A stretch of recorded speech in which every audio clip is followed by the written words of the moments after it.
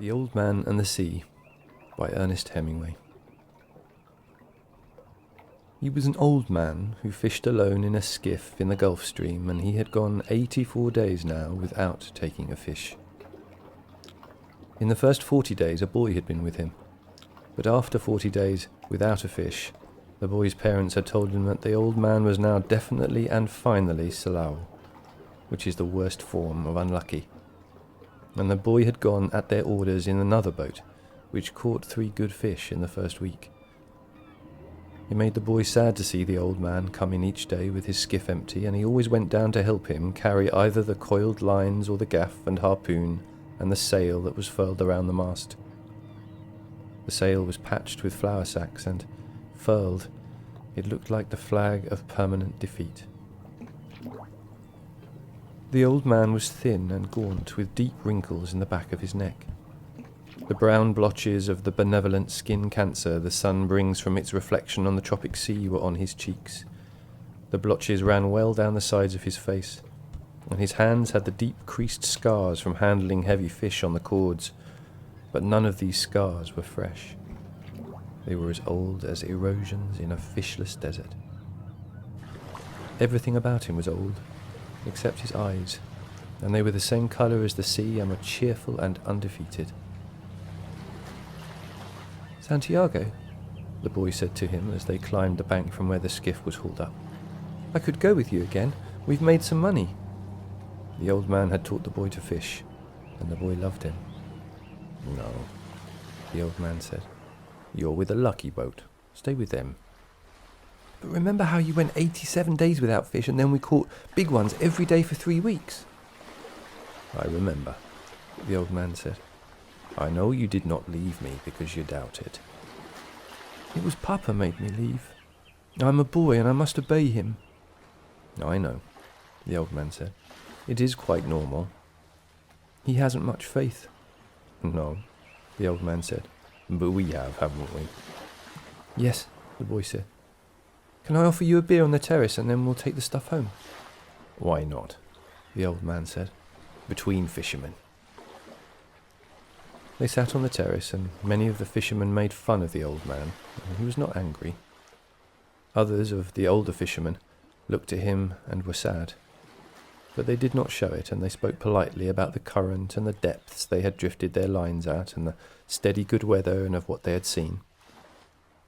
The successful fishermen of that day were already in, and had butchered their marlin out and carried them laid full length across 2 planks, with 2 men staggering at the end of each plank to the fish house where they waited for the ice truck to carry them to the market in Havana. Those who had caught sharks had taken them to the shark factory on the other side of the cove, where they were hoisted on a block and tackle, their livers removed, their fins cut off, and their hides skinned out, and their flesh cut into strips for salting. When the wind was in the east, a smell came across the harbour from the shark factory. But today there was only the faint edge of the odour because the wind had backed into the north and then dropped off, and it was pleasant and sunny on the terrace. "Santiago," the boy said. "Yes," the old man said. He was holding his glass and thinking of many years ago. "Can I go out and get sardines for you tomorrow?" "No. Go and play baseball. I can still row, and Rogelio will throw the net." "I would like to go. If I cannot fish with you, I'd like to serve in some way." "You brought me a beer," the old man said. "You are already a man." "How old was I when you first took me in a boat?" 5. And you were nearly killed when I brought the fish in too green, and he nearly tore the boat to pieces. Can you remember? "I can remember the tail slapping and banging, and the thwart breaking, and the noise of the clubbing. I can remember you throwing me into the bow where the wet coiled lines were, and feeling the whole boat shiver, and the noise of you clubbing him like chopping a tree down, and the sweet blood smell all over me." "Can you really remember that, or did I just tell it to you?" "I remember everything from when we first went together." The old man looked at him with his sunburned, confident, loving eyes. "If you were my boy, I'd take you out and gamble," he said. "But you are your father's and your mother's, and you are in a lucky boat." "May I get the sardines? I know where I can get 4 baits, too." I have mine left from today. I put them in salt in the box. Let me get 4 fresh ones. 1, the old man said. His hope and his confidence had never gone, but now they were freshening as when the breeze rises. 2, the boy said. 2, the old man agreed. You didn't steal them? I would, the boy said, but I bought these. Thank you, the old man said. He was too simple to wonder when he had attained humility, but he knew he had attained it, and he knew it was not disgraceful, and it carried no loss of true pride. Tomorrow is going to be a good day with this current, he said. Where are you going? The boy asked. Far out, to come in when the wind shifts. I want to be out before it's light. I'll try to get him to work far out, the boy said. Then if you hook something truly big, we can come to your aid. He does not like to work too far out. No, the boy said, but I will see something that he cannot see, such as a bird working, and get him to come out after dolphin. Are his eyes that bad? He's almost blind. It is strange, the old man. You never went turtling. That's what kills the eyes. But you went turtling for years off the Mosquito Coast, and your eyes are good. I'm a strange old man. But are you strong enough now for a truly big fish? I think so, and there are many tricks. Let us take the stuff home, the boy said, so I can get the cast net and go after the sardines. They picked up the gear from the boat. The old man carried the mast on his shoulder, and the boy carried the wooden box with the coiled, hard-braided brown lines, the gaff and the harpoon with its shaft. The box with the baits was under the stern of the skiff, along with the club that was used to subdue the big fish when they were brought alongside. No one would steal from the old man, but it was better to take the sail and the heavy lines home, as the dew was bad for them, and though he was quite sure no local people would steal from him, the old man thought that a gaff and a harpoon were needless temptations to leave in a boat.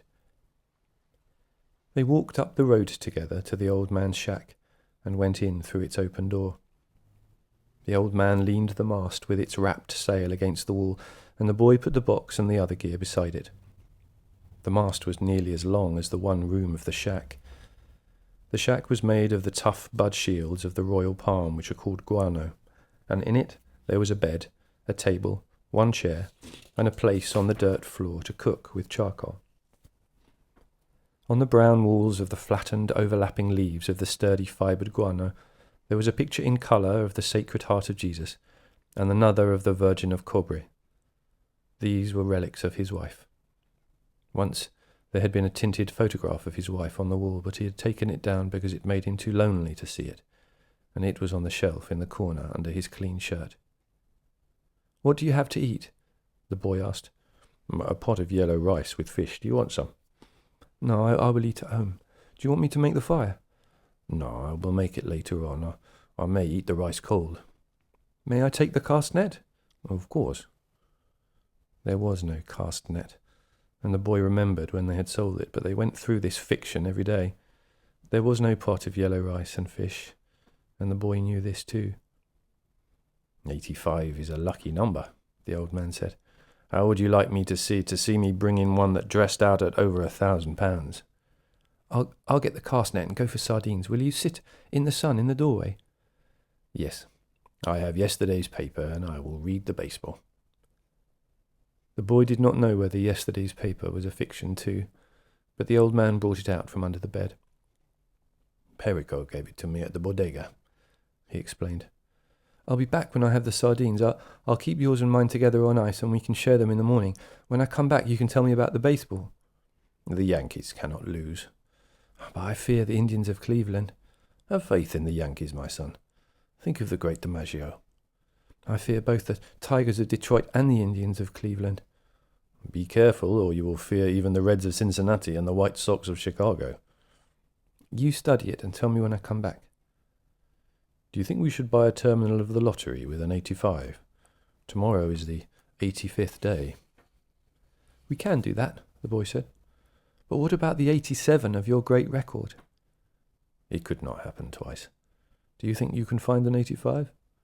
I can order one. 1 sheet. That's $2.50. Who can we borrow that from? That's easy. I can always borrow $2.50. I think perhaps I can too, but I try not to borrow.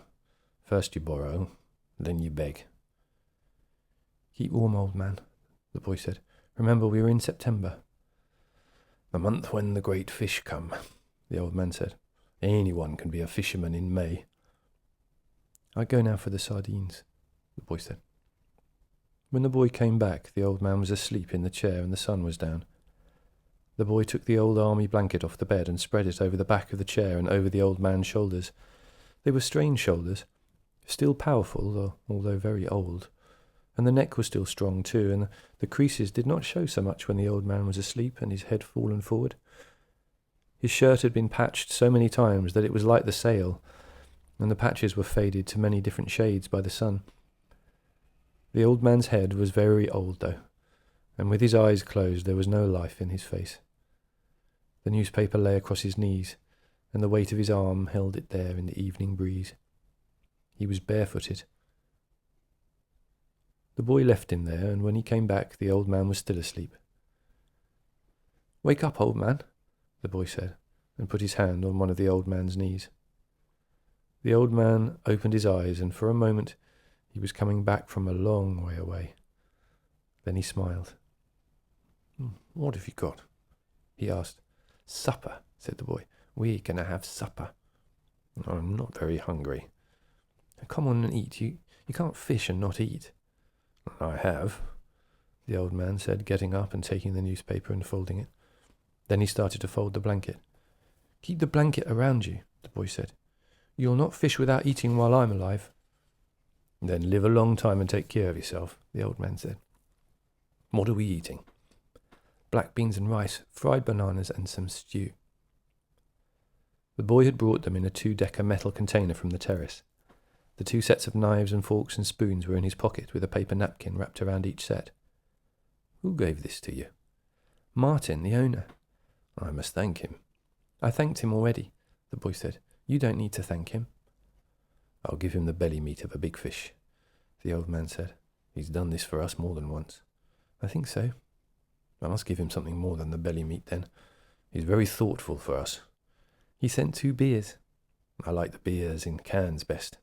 "I know, but this is in bottles, a Tui beer, and I take back the bottles." "That's very kind of you," the old man said. "Should we eat?" "I've been asking you to," the boy told him gently. "I have not wished to open the container until you were ready." "I'm ready now," the old man said. "I only needed time to wash." Where did you wash? The boy thought. The village water supply was 2 streets down the road. I must have water here for him, the boy thought, and soap and a good towel. Why am I so thoughtless? I must get him another shirt and a jacket for the winter, and some sort of shoes, and another blanket. Your stew is excellent, the old man said. Tell me about the baseball, the boy asked him. In the American League, it is the Yankees, as I said, the old man said happily. They lost today, the boy told him. That means nothing. The great DiMaggio is himself again. They have other men on the team, naturally, but he makes the difference. In the other league, between Brooklyn and Philadelphia, I must take Brooklyn.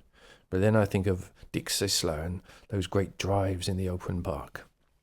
There was nothing ever like them. He hits the longest ball I've ever seen. You remember when he used to come to the terrace? I wanted to take him fishing, but I was too timid to ask him. Then I asked you to ask him, and you were too timid. I know, it was a great mistake. He might have gone with us. Then we would have had that for all of our lives. I would like to take the great DiMaggio fishing, the old man said. They say his father was a fisherman. Maybe he was as poor as we are, and he would understand. The great Sisler's father was never poor, and he, the father, was playing in the big leagues when he was my age. When I was your age, I was before the mast on a square-rigged ship that ran to Africa, and I've seen lions on the beach in the evening. I know, you told me. Should we talk about Africa or about baseball? Baseball, I think, the boy said. Tell me about the great John J. McGraw, he said, Yotta for J. He used to come to the terrace sometimes too in the older days, but he was rough and harsh-spoken and difficult when he was drinking. His mind was on horses as well as baseball. At least he carried lists of horses at all times in his pocket and frequently spoke the names of the horses on the telephone. He was a great manager, the boy said. My father thinks he was the greatest. Because he came here the most times, the old man said. If de Rocha had continued to come here each year, your father would think him the greatest manager. Who is the greatest manager, really? Luke or Mike Gonzalez? I think they are equal. And the best fisherman is you. No, I know others better. Hiva, the boy said. There are many good fishermen and some great ones, but there is only one you. Thank you. You make me happy. I hope fish will come along so great that he will prove us wrong. There is no such fish if you are still strong as you say. I may not be as strong as I think, the old man said, but I know many tricks and I have resolution. You ought to go to bed now so that you will be fresh in the morning. I will take the things back to the terrace. Good night, then. I will wake you in the morning. You're my alarm clock, the boy said. Age is my alarm clock, the old man said. Why do old men wake so early? Is it to have one longer day? I don't know, the boy said. All I know is that young boys sleep late and hard. I can remember it, the old man said. I'll waken you in time. I do not like for him to waken me. It's though I were inferior. I know. Sleep well, old man. The boy went out. They had eaten with no light on the table, and the old man took off his trousers and went to bed in the dark. He rolled his trousers up to make a pillow, putting the newspaper inside them. He rolled himself in the blanket and slept on the other old newspapers that covered the springs of the bed. He was asleep in a short time, and he dreamed of Africa when he was a boy, and the long golden beaches and the white beaches, so white they hurt your eyes, and the high capes and the great brown mountains. He lived along that coast now every night, and in his dreams he heard the surf roar and saw the native boats come riding through it. He smelled the tar and oakum of the deck as he slept, and he smelled the smell of Africa that the land breeze brought at morning. Usually when he smelled the land breeze he woke up and dressed to go and wake the boy, but tonight the smell of the land breeze came very early, and he knew it was too early in his dream, and went on dreaming to see the white peaks of the islands rising from the sea, and then he dreamed of the different harbours and roadsteads of the Canary Islands. He no longer dreamed of storms, nor of women, nor of great occurrences, nor of great fish, nor fights, nor contests of strength, nor of his wife. He only dreamed of places now, and of the lions on the beach. They played like young cats in the dusk, and he loved them as he loved the boy. He never dreamed about the boy. He simply woke, looked out the open door at the moon, and unrolled his trousers and put them on. He urinated outside the shack and then went up the road to wake the boy. He was shivering with the morning cold, but he knew he would shiver himself warm, and that soon he would be rowing. The door of the house where the boy lived was unlocked, and he opened it and walked in quietly with his bare feet. The boy was asleep in a cot in the first room, and the old man could see him clearly with the light that came in from the dying moon. He took hold of one foot gently and held it until the boy woke and turned and looked at him. The old man nodded, and the boy took his trousers from the chair by the bed and, sitting on the bed, pulled them on. The old man went out the door, and the boy came after him. He was sleepy, and the old man put his arm across his shoulders and said, "I'm sorry." "Kiva," the boy said, "it's what a man must do." They walked down the road to the old man's shack, and all along the road in the dark, barefoot men were moving, carrying the masts of their boats. When they reached the old man's shack, the boy took the rolls of line in the basket and the harpoon and gaff, and the old man carried the mast with the furled sail on his shoulder. "Do you want coffee?" the boy asked. "We'll put the gear in the boat and then get some." They had coffee from condensed milk cans at an early morning place that served fishermen. "How did you sleep, old man?" the boy asked. He was waking up now, although it was still hard for him to leave his sleep. "Very well, Manolin," the old man said. "I feel confident today." "So do I," the boy said. "Now I must get your sardines and mine and your fresh baits. He brings our gear himself. He never wants anyone to carry anything." "We are different," the old man said. "I let you carry things when you were 5 years old." "I know it," the boy said. "I'll be right back. Have another coffee. We have credit here." He walked off, barefooted on the coral rocks, to the ice house where the baits were stored. The old man drank his coffee slowly. It was all he would have all day, and he knew that he should take it. For a long time now eating had bored him, and he never carried a lunch. He had a bottle of water in the bow of the skiff, and that was all he needed for the day. The boy was back now with the sardines and the 2 baits wrapped in a newspaper, and they went down the trail to the skiff, feeling the pebbled sand under their feet, and lifted the skiff and slid her into the water. "Good luck, old man." "Good luck," the old man said. He fitted the rope lashings of the oars into the thole pins, and leaning forward against the thrust of the blades in the water, he began to row out of the harbour into the dark. There were other boats from the other beaches going out to sea, and the old man heard the dip and push of their oars, even though he could not see them now the moon was below the hills. Sometimes someone would speak in a boat, but most of the boats were silent except for the dip of the oars. They spread apart after they were out of the mouth of the harbour, and each one headed for the part of the ocean where he hoped to find fish. The old man knew he was going far out, and he left the smell of the land behind and rowed out into the clean early morning smell of the ocean. He saw the phosphorescence of the gulfweed in the water as he rowed over the part of the ocean that the fishermen called the Great Well, because there was a sudden deep of 700 fathoms where all sorts of fish congregated because of the swirl the current made against the steep walls of the floor of the ocean.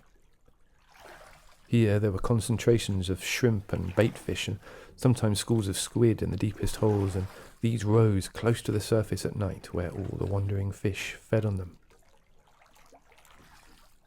In the dark, the old man could feel the morning coming, and as he rowed he heard the trembling sound as flying fish left the water, and the hissing that their stiff-set wings made as they soared away in the darkness. He was very fond of flying fish, as they were his principal friends on the ocean. He was sorry for the birds, especially the small, delicate, dark terns that were always flying and looking and almost never finding, and he thought, birds have a harder life than we do, except for the robber birds and the heavy, strong ones.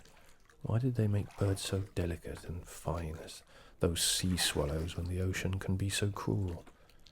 She's kind and very beautiful, but she can be so cruel, and it comes so suddenly, and such birds that fly, dipping and hunting with their small, sad voices, are made too delicately for the sea. He always thought of the sea as la mar, which is what people call her in Spanish when they love her. Sometimes those who love her say bad things of her, but they are always said as though she were a woman. Some of the younger fishermen, those who used buoys as floats for their lines and had motorboats, bought when their shark livers had brought much money, spoke of her as El Mar, which is masculine. They spoke of her as a contestant or a place or even an enemy. But the old man always thought of her as feminine, and as something that gave or withheld great favours, and if she did wild or wicked things it was because she could not help them. The moon affects her as it does a woman, he thought. He was rowing steadily, and it was no effort for him, since he kept well within his speed, and the surface of the ocean was flat except for the occasional swirls of the current. He was letting the current do a third of the work, and as it started to be light, he saw he was already farther out than he'd hoped to be at this hour. I worked the deep wells for a week and did nothing, he thought. Today I'll work out where the schools of Bonita and Albacore are, and maybe there'll be a big one with them. Before it was really light, he had his baits out and was drifting with the current. One bait was down 40 fathoms. The second was at 75, and the third and fourth were down in the blue water at 100 and 125 fathoms. Each bait hung head down, with the shank of the hook inside the baitfish, tied and sewed solid, and all the projecting part of the hook, the curve and the point, covered with fresh sardines. Each sardine was hooked through both eyes, so they made a half garland on the projecting steel. There was no part of the hook that a great fish could feel, which was not sweet-smelling and good-tasting. The boy had given him 2 fresh small tunas or albacores, which hung on the 2 deepest lines like plummets, and on the others he had a big blue runner and a yellow jack that had been used before, but they were in good condition still, and had the excellent sardines to give them scent and attractiveness. Each line, as thick around as a big pencil, was looped onto a green-sapped stick so that any pull or touch on the bait would make the stick dip, and each line had two 40-fathom coils which could be made fast to the other spare coil so that if it were necessary, a fish could take out over 300 fathoms of line. Now the man watched the dip of the 3 sticks over the side of the skiff and rowed gently to keep the lines straight up and down and at their proper depths. It was quite light, and any moment now the sun would rise. The sun rose thinly from the sea, and the old man could see the other boats, low on the water and well in towards the shore, spread out across the current. Then the sun was brighter, and the glare came on the water, and then, as it rose clear, the flat sea sent it back at his eyes, so that it hurt sharply, and he rowed without looking into it. He looked down into the water and watched the lines that went straight down into the dark of the water. He kept them straighter than anyone did, so that at each level in the darkness of the stream there would be a bait, waiting exactly where he wished it to be for any fish that swam there. Others let them drift with the current, and sometimes they were at 60 fathoms where the fishermen thought they were at 100. But, he thought, I keep them with precision. Only I have no luck anymore. But who knows? Maybe today. Every day is a new day. It's better to be lucky. But I would rather be exact. Then, when luck comes, you are ready. The sun was 2 hours higher now, and it did not hurt his eyes so much to look into the east. There were only 3 boats in sight now, and they showed very low and far inshore. All my life the early sun has hurt my eyes, he thought, yet they are still good. In the evening I can look straight into it without getting the blackness. It has more force in the evening too, but in the morning it is painful. Just then he saw a man-of-war bird with his long black wings circling in the sky ahead of him. He made a quick drop, slanting down on his back swept wings, and then circled again. He's got something, the old man said aloud. He's not just looking. He rowed slowly and steadily towards where the bird was circling. He did not hurry, and he kept his line straight up and down, but he crowded the current a little so that he was still fishing correctly, though faster than he would have fished if he were not trying to use the bird. The bird went higher in the air and circled again, his wings motionless. Then he dove suddenly, and the old man saw a flying fish spurt out of the water and sail desperately over the surface. Dolphin, the old man said aloud. Big dolphin. He shipped his oars and brought a small line from under the bow. It had a wire leader and a medium-sized hook, and he baited it with one of the sardines. He let it go over the side, and then made it fast to a ring bolt in the stern. Then he baited another line, and left it coiled in the shade of the bow. He went back to rowing, and to watching the long-winged black bird who was working now low over the water. As he watched, the bird dipped again, slanting his wings for the dive, and then swinging them wildly and ineffectually as he followed the flying fish. The old man could see the slight bulge in the water that the big dolphin raised as they followed the escaping fish. The dolphin were cutting through the water, below the flight of the fish, and would be in the water, driving at speed when the fish dropped. It's a big school of dolphin, he thought. They are spread wide, and the flying fish have little chance. The bird has no chance. The flying fish are too big for him, and they go too fast. He watched the flying fish burst out again and the ineffectual movements of the bird. That school has gotten away from me, he thought. They are moving out too fast and too far. But perhaps I will pick up a stray, and perhaps my big fish is around them. My big fish must be somewhere. The clouds over the land now rose like mountains, and the coast was only a long green line with the grey-blue hills behind it. The water was a dark blue now, so dark it was almost purple. As he looked down into it, he saw the red sifting of the plankton in the dark water and the strange light the sun made now. He watched his lines to see them go straight down out of sight into the water, and he was happy to see so much plankton because it meant fish. The strange light the sun made in the water, now the sun was higher, meant good weather, and so did the shape of the clouds over the land. But the bird was almost out of sight now, and nothing showed on the surface of the water but some patches of yellow sun-bleached Sargasso reed, and the purple, formalised, iridescent, gelatinous bladder of a Portuguese man-of-war floating close beside the boat. It turned on its side and then righted itself. It floated cheerfully as a bubble, with its long, deadly purple filaments trailing a yard behind it in the water. "Agua mala," the man said. "You whore." From where he swung lightly against his oars, he looked down into the water and saw the tiny fish that were coloured like the trailing filaments, and swam between them and under the small shade the bubble made as it drifted. They were immune to its poison. But men were not, and when some of the filaments would catch on a line and rest there slimy and purple while the old man was working on a fish, he would have welts and sores on his arms and hands of the sort that poison ivy or poison oak can give. But these poisonings from the agua mala came quickly and struck like a whiplash. The iridescent bubbles were beautiful, but they were the falsest thing in the sea, and the old man loved to see the big turtles eating them.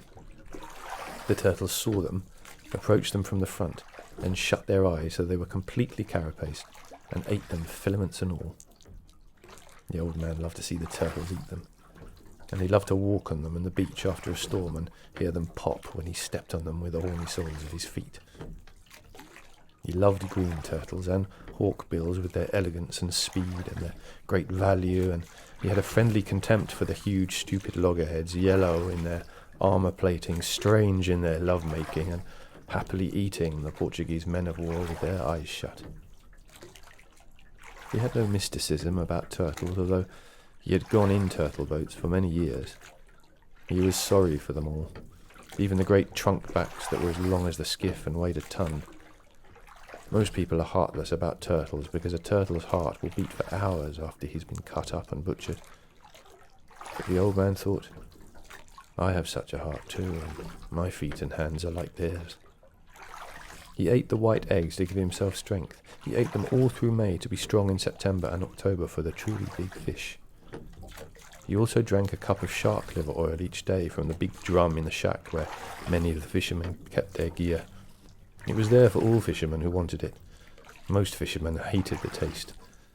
But it was no worse than getting up at the hours that they rose, and it was very good against all colds and gripes, and it was good for the eyes. Now the old man looked up and saw that the bird was circling again. "He's found fish," he said aloud. No flying fish broke the surface, and there was no scattering of bait fish. But as the old man watched, a small tuna rose in the air, turned and dropped head first into the water. The tuna shone silver in the sun, and after he had dropped back into the water, another and another rose, and they were jumping in all directions, churning the water and leaping in long jumps after the bait. They were circling it and driving it. If they don't travel too fast, I will get into them, the old man thought, and he watched the school working the water white and the bird now dropping and dipping into the bait fish that were forced to the surface in their panic.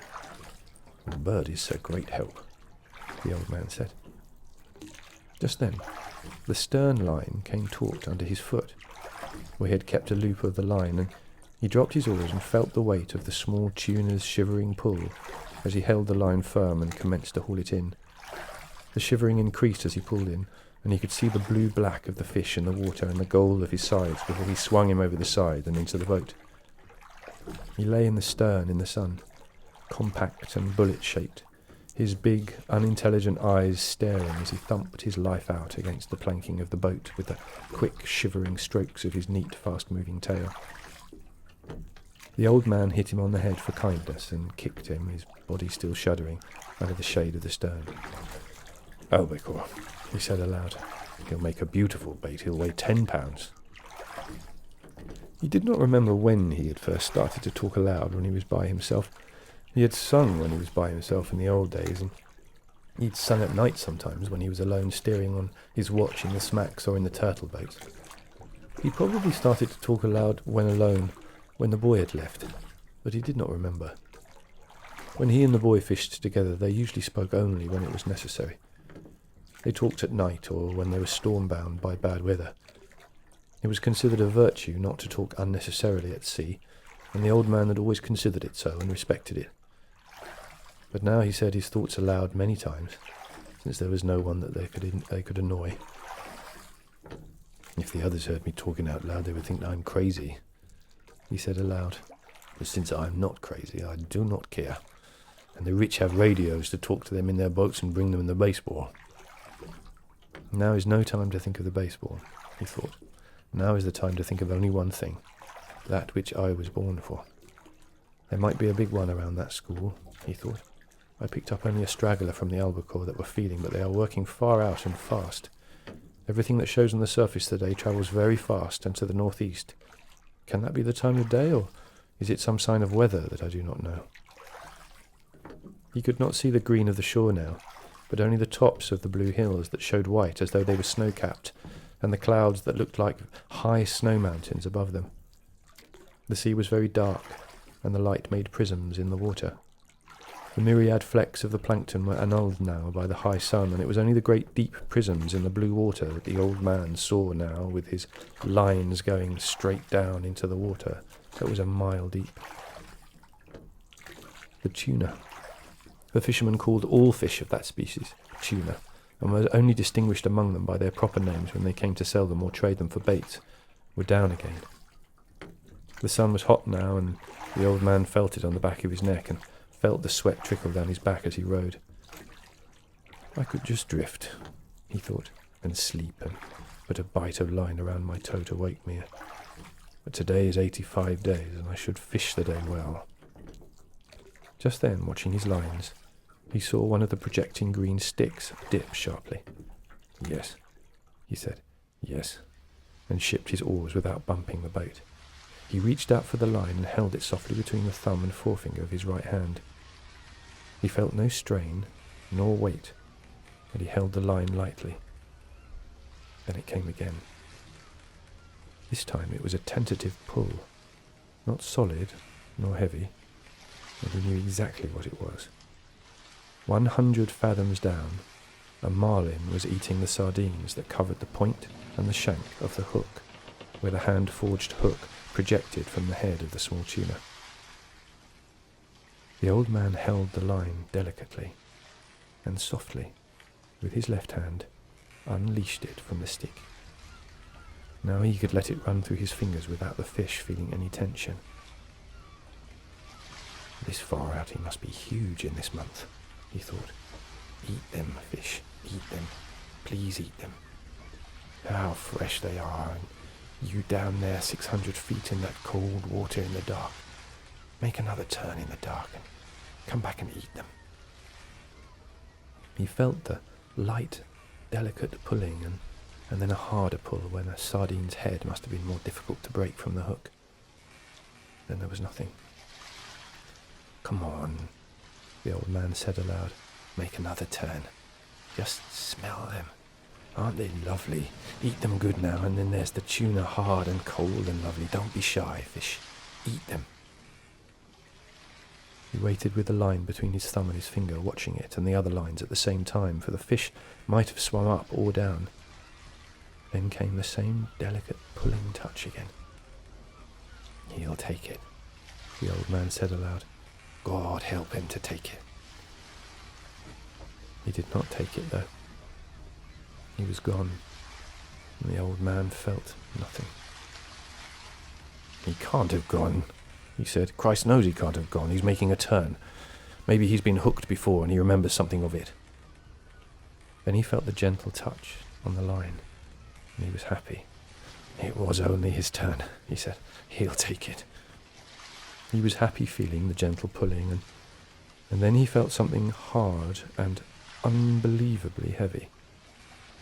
It was the weight of the fish, and he let the line slip down, down, down, unrolling off the first of the two reserve coils. As it went down, slipping lightly through the old man's fingers, he could still feel the great weight, though the pressure of his thumb and finger were almost imperceptible. What a fish, he said. He has it sideways in his mouth now, and he's moving off with it. Then he will turn and swallow it, he thought. He did not say that because he knew that if you said such a good thing, it might not happen. He knew what a huge fish this was, and he thought of him moving away in the darkness with the tuna held crosswise in his mouth. At that moment he felt him stop moving, but the weight was still there. Then the weight increased, and he gave more line, He tightened the pressure of his thumb and finger for a moment, and the weight increased and was going straight down. "He's taken it," he said. "Now I'll let him eat it as well." He let the line slip through his fingers while he reached down with his left hand and made fast the free end of the 2 reserve coils to the loop of the 2 reserve coils of the next line. Now he was ready. He had 3 40-fathom coils of line in reserve now, as well as the coil he was using. "Eat it a little more," he said. "Eat it well. Eat it so the point of the hook goes into your heart and kills you," he thought. "Come up easy and let me put the harpoon into you. All right. Are you ready? Have you been long enough at table?" "Now," he said aloud, and struck hard with both hands, gained a yard of line, and then struck again and again, swinging with each arm alternately on the cord with all the strength of his arms and the pivoted weight of his body. Nothing happened. The fish just moved away slowly, and the old man could not raise him an inch. His line was strong and made for heavy fish, and he held it against his back until it was so taut that beads of water were jumping from it. Then it began to make a slow hissing sound in the water, and he still held it, bracing himself against the thwart and leaning back against the pull. The boat began to move slowly off towards the northwest. The fish moved steadily, and they travelled slowly on the calm water. The other baits were still in the water, but there was nothing to be done. "Oh, I wish I had the boy," the old man said aloud. "I'm being towed by a fish, and I'm the towing bit. I could make the line fast, but then he could break it. I must hold him all I can and give him line when he must have it. Thank God he's travelling and not going down. What will I do if he decides to go down? I don't know. What will I do if he sounds and dies? I don't know. But I'll do something. There are plenty of things I can do." He held the line against his back and watched it slant in the water and the skiff moving steadily to the northwest. "This will kill him," the old man thought. "He can't do this forever." But 4 hours later, the fish was still swimming steadily out to sea, towing the skiff, and the old man was still braced solidly with the line across his back. "It was noon when I hooked him," he said, "and I had never seen him." He had pushed his straw hat hard down on his head before he hooked the fish, and it was cutting his forehead. He was thirsty too, and he got down on his knees and, being careful not to jerk on the line, moved as far into the bow as he could get and reached the water bottle with one hand. He opened it and drank a little, and he rested against the bow. He rested sitting on the unstepped mast and sail and tried not to think, but only to endure. Then he looked behind him and saw that no land was visible. "That makes no difference," he thought. "I can always come in on a glow from Havana. There are 2 more hours before the sun sets, and maybe he will come up before that. If he doesn't, maybe he'll come up with the moon. If he does not do that, maybe he'll come up with the sunrise. I have no cramps and I feel strong. It is he that has the hook in his mouth. But what a fish to pull like that. He must have had his mouth shut tight on the wire. Oh, I wish I could see him. I wish I could see him only once to know what I have against me." The fish never changed his course nor his direction all that night, as far as the man could tell from watching the stars. It was cold after the sun went down, and the old man's sweat dried cold on his back and his arms and his old legs. During the day, he had taken the sack that covered the bait box and spread it in the sun to dry. After the sun went down, he tied it around his neck so that it hung down over his back, and he cautiously worked it down under the line that was across his shoulders now. The sack cushioned the line, and he had found a way of leaning forward against the bow so that he was almost comfortable. The position actually was only somewhat less intolerable, but he thought of it as almost comfortable. "I can do nothing with him, and he can do nothing with me," he thought, "not as long as he keeps this up." Once he stood up and urinated over the side of the skiff and looked at the stars and checked his course. The line showed like a phosphorescent streak in the water straight out from his shoulders. They were moving more slowly now, and the glow of Havana was not so strong, so that he knew the current must be carrying them to the eastward. If I lose the glare of Havana, we must be going more to the eastward, he thought. For if the fish's course held true, I must see it for many more hours. I wonder how the baseball came out in the Grand Leagues today, he thought. It would be wonderful to do this with a radio. Then he thought, think of it always. Think of what you're doing. You must do nothing stupid. Then he said aloud, I wish I had the boy to help me and to see this. No one should be alone in their old age, he thought, but it is unavoidable. I must remember to eat the tuna before he spoils in order to keep strong. Remember, no matter how little you want to, that you must eat him in the morning. Remember, he said to himself. During the night, 2 porpoise came round the boat, and he could hear them rolling and blowing. He could tell the difference between the blowing noise the male made and the sighing blow of the female. They are good, he said. They play and make jokes and love one another. They are our brothers, like the flying fish. Then he began to pity the great fish that he had cooked. He is wonderful and strange, and who knows how old he is, he thought. Never have I had such a strong fish, nor one who acted so strangely. Perhaps he is too wise to jump. He could ruin me by jumping or by a wild rush. Perhaps he has been hooked many times before, and he knows that this is how he should make his fight. He cannot know that it is only one man against him, nor that it is an old man, but what a great fish he is, and what he will bring in the market if his flesh is good.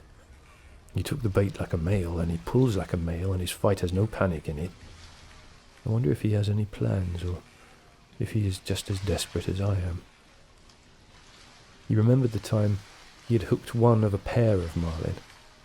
The male fish always let the female fish feed first, and the hooked fish, the female, made a wild, panic-stricken, despairing fight that soon exhausted her, and all the time the male had stayed with her, crossing the line and circling with her on the surface. He'd stayed so close that the old man was afraid he would cut the line with his tail, which was as sharp as a scythe and almost of that size and shape. When the old man had gaffed her and clubbed her, holding the rapier bill with its sandpaper edge and clubbing her across the top of the head until her colour turned to a colour almost like the backing of mirrors, and then, with a boy's aid, hoisting her aboard, the male fish had stayed by the side of the boat. Then, while the old man was cleaning the lines and preparing the harpoon, the male fish jumped high in the air beside the boat to see where the female was, and then went down deep. His lavender wings, that were his pectoral fins, spread wide, and all his wide lavender stripes showing. He was beautiful, the old man remembered, and he had stayed. That was the saddest thing I ever saw with them, the old man thought. The boy was sad too, and we begged her pardon and butchered her promptly. I wish the boy was here, he said aloud, and settled himself against the rounded planks of the bow and felt the strength of the great fish through the line he held across his shoulders, moving steadily towards whatever he had chosen. When once, through my treachery, it had been necessary to him to make a choice, the old man thought. His choice had been to stay in the deep, dark water, far out beyond all snares and traps and treacheries. My choice was to go there to find him, beyond all people in the world. Now we are joined together and have been since noon, and no one to help either one of us. Perhaps I should not have been a fisherman, he thought, but that was the thing I was born for. I must remember to eat the tuna after it gets light. Some time before daylight, something took one of the baits that were behind him. He heard the stick break, and the line begin to rush out over the gunwale of the skiff. In the darkness he loosened his sheath knife, and taking all the strain of the fish on his left shoulder, he leaned back and cut the line against the wood of the gunwale. Then he cut the other line closest to him, and in the dark made the loose ends of the reserve coils fast. He worked skillfully with one hand and put his foot on the coils to hold them as he drew his knots tight. Now he had 6 reserve coils of line. There were 2 from each bait he'd severed, and the 2 from the bait the fish had taken, and they were all connected. After it is light, he thought, I will work back to the 40-fathom bait and cut it away too and link up the reserve coils. I will have lost 200 fathoms of good Catalan caudal and the hooks and leaders. That can be replaced. But who replaces this fish if I hook some fish and it cuts him off? I don't know what fish was that took the bait just now. Could have been a marlin or a broadbill or a shark. I never felt him. I had to get rid of him too fast." Aloud he said, "I wish I had the boy." "But you haven't got the boy," he thought. "You have only yourself, and you'd better work back to the last line now in the dark, or not in the dark, and cut it away and hook up the 2 reserve coils." So he did it. It was difficult in the dark, and once the fish made a surge that pulled him down on his face and made a cut below his eye. The blood ran down his cheek a little way, but it coagulated and dried before it reached his chin, and he worked his way back to the bow and rested against the wood. He adjusted the sack and carefully worked the line so that it came across a new part of his shoulders, and holding it anchored with his shoulders, he carefully felt the pull of the fish, and then felt with his hand the progress of the skiff through the water. "I wonder what he made that lurch for," he thought. "The wire must have slipped on the great hill of his back. Certainly his back cannot feel as badly as mine does. But he cannot pull this skiff forever, no matter how great he is. Now everything is cleared away that might make trouble, and I have a big reserve of line, all that a man can ask." "Fish," he said softly, aloud, "I'll stay with you until I am dead." "He'll stay with me too, I suppose," the old man thought, and he waited for it to be light. It was cold now in the time before daylight, and he pushed against the wood to be warm. "I can do it as long as he can," he thought. And in the first light the line extended out and down into the water. The boat moved steadily, and when the first edge of the sun rose, it was on the old man's right shoulder. "He's headed north," the old man said. "The current will have set us far to the eastward," he thought. "I wish he would turn with a current that would show that he was tiring." When the sun had risen further, the old man realized that the fish was not tiring. There was only one favourable sign. The slant of the line showed he was swimming at a lesser depth. That did not necessarily mean that he would jump, but he might. "Oh, God, let him jump," the old man said. "I have enough line to handle him. Maybe if I can increase the tension just a little, it will hurt him and he will jump," he thought. "Now that it is daylight, let him jump so that he'll fill the sacks along his backbone with air, and then he cannot go deep to die." He tried to increase the tension, but the line had been taut up to the very edge of the breaking point since he'd hooked the fish, and he felt the harshness as he leaned back to pull, and he knew that he could not put more strain on it. "I must not jerk it ever," he thought. "Each jerk widens the cut the hook makes, and then when he does jump, he might throw it. Anyway, I feel better with the sun, and for once I do not have to look into it." There was yellow weed on the line, but the old man knew that only made an added drag, and he was pleased. It was the yellow gulfweed that had made so much phosphorescence in the night. "Fish," he said, "I love you and respect you very much, but I will kill you dead before this day ends." "Let us hope so," he thought. A small bird came towards the skiff from the north. He was a warbler and flying very low over the water. The old man could see that he was very tired. The bird made the stern of the boat and rested there. Then he flew around the old man's head and rested on the line where he was more comfortable. "How old are you?" the old man asked the bird. "Is this your first trip?" The bird looked at him when he spoke. He was too tired even to examine the line, and he teetered on it as his delicate feet gripped it fast. "It's steady," the old man told him. "It's too steady. You shouldn't be that tired after a windless night. What are birds coming to?" "The hawks," he thought, "that come out to sea to meet them." But he said nothing of this to the bird, who could not understand him anyway, and who would learn about the hawks soon enough. "Take a good rest, small bird," he said. "Then go in and take your chance like any man or bird or fish." It encouraged him to talk because his back had stiffened in the night, and it hurt truly now. "Stay at my house if you like, bird," he said. "I'm sorry I cannot hoist the sail and take you in with a small breeze that is rising, but I am with a friend." Just then the fish gave a sudden lurch that would have pulled the old man down onto the bow, and would have pulled him overboard if he'd not braced himself and given some line. The bird had thrown up when the line jerked, and the old man had not even seen him go. He felt the line carefully with his right hand, and noticed his hand was bleeding. Something hurt him then, he said aloud, and pulled back on the line to see if he could turn the fish, but when he was touching the breaking point, he held steady and settled back against the strain of the line. "You're feeling it now, fish," he said, "and so God knows am I." He looked around for the bird now, because he would have liked him for company. The bird was gone. "You did not stay long," the man thought. "But it is rougher where you're going until you make the shore.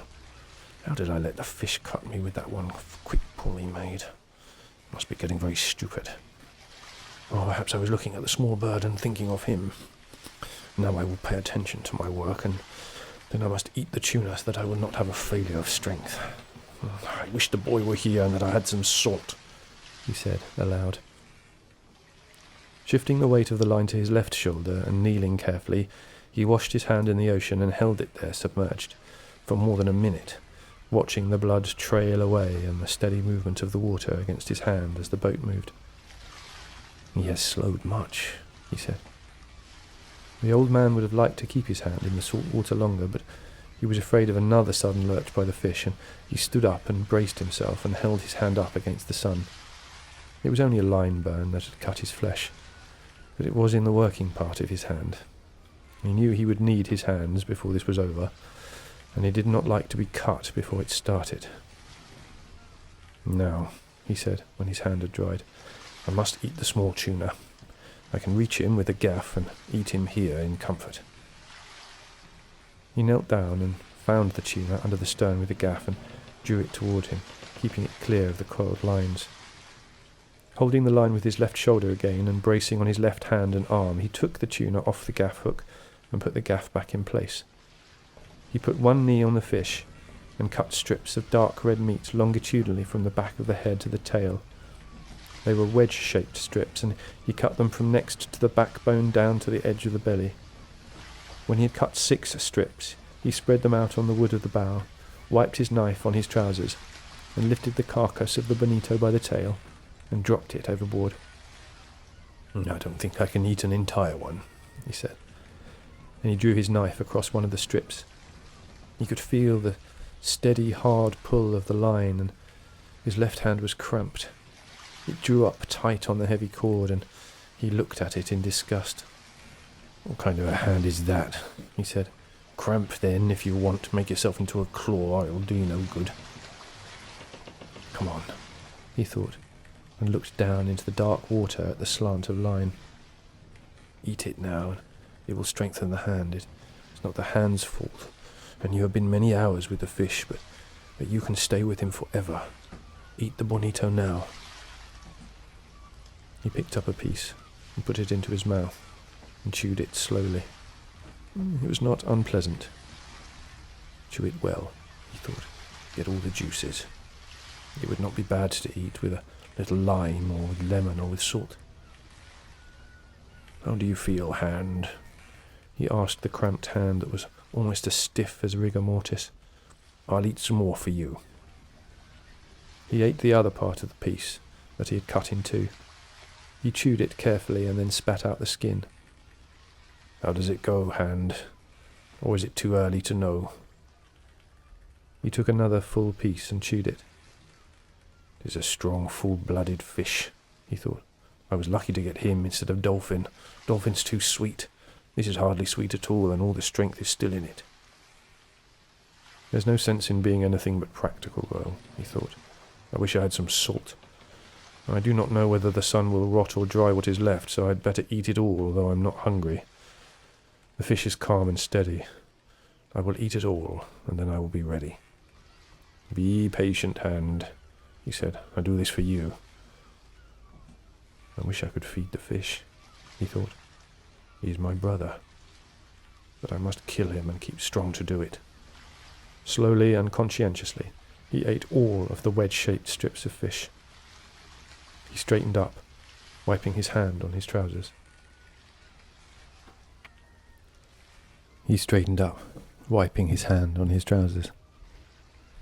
"Now," he said, "you can let the cord go, hand, and I will handle him with the right arm alone until you stop that nonsense."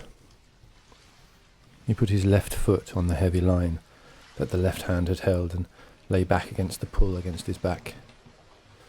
"God help me to let the cramp go," he said, "because I do not know what the fish is going to do." But he seemed calm, he thought, and following his plan. But what is his plan, he thought, and what is mine? Mine I must improvise to his because of his great size.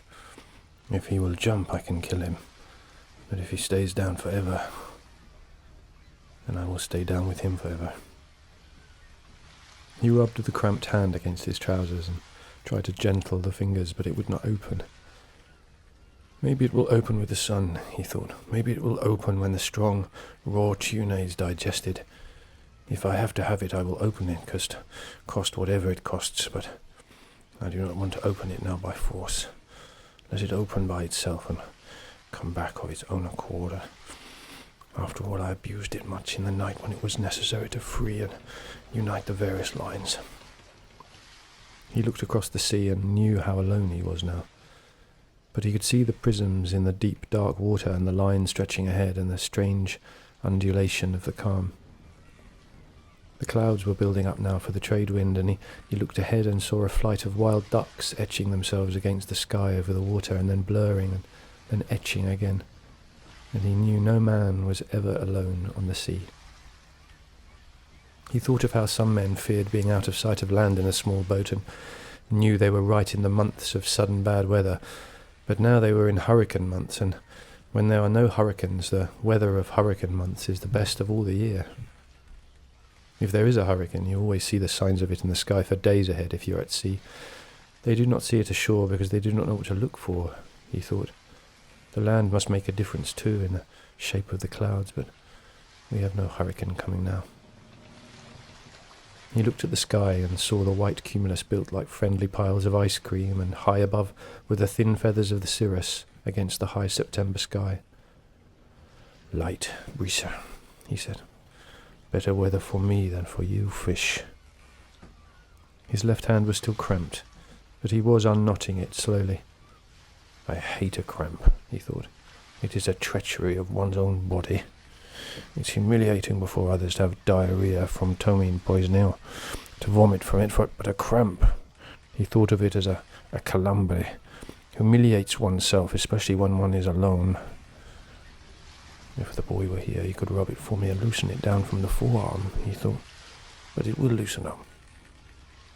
Then, with his right hand, he felt the difference in the pull of the line before he saw the slant change in the water. Then, as he leaned against the line and slapped his left hand hard and fast against his thigh, he saw the line slanting slowly upwards. "He's coming up," he said. "Come on, hand. Oh, please come on." The line rose slowly and steadily, and then the surface of the ocean bulged ahead of the boat, and the fish came out. He came out unendingly, and water poured from his sides. He was bright in the sun, and his head and back were dark purple, and in the sun the stripes on his sides showed wide and a light lavender. His sword was as long as a baseball bat and tapered like a rapier, and he rose his full length from the water and then re-entered it smoothly like a diver. And the old man saw the great scythe blade of his tail go under, and the line commenced to race out. "He's 2 foot longer than the skiff," the old man said. The line was going out fast but steadily, and the fish was not panicked.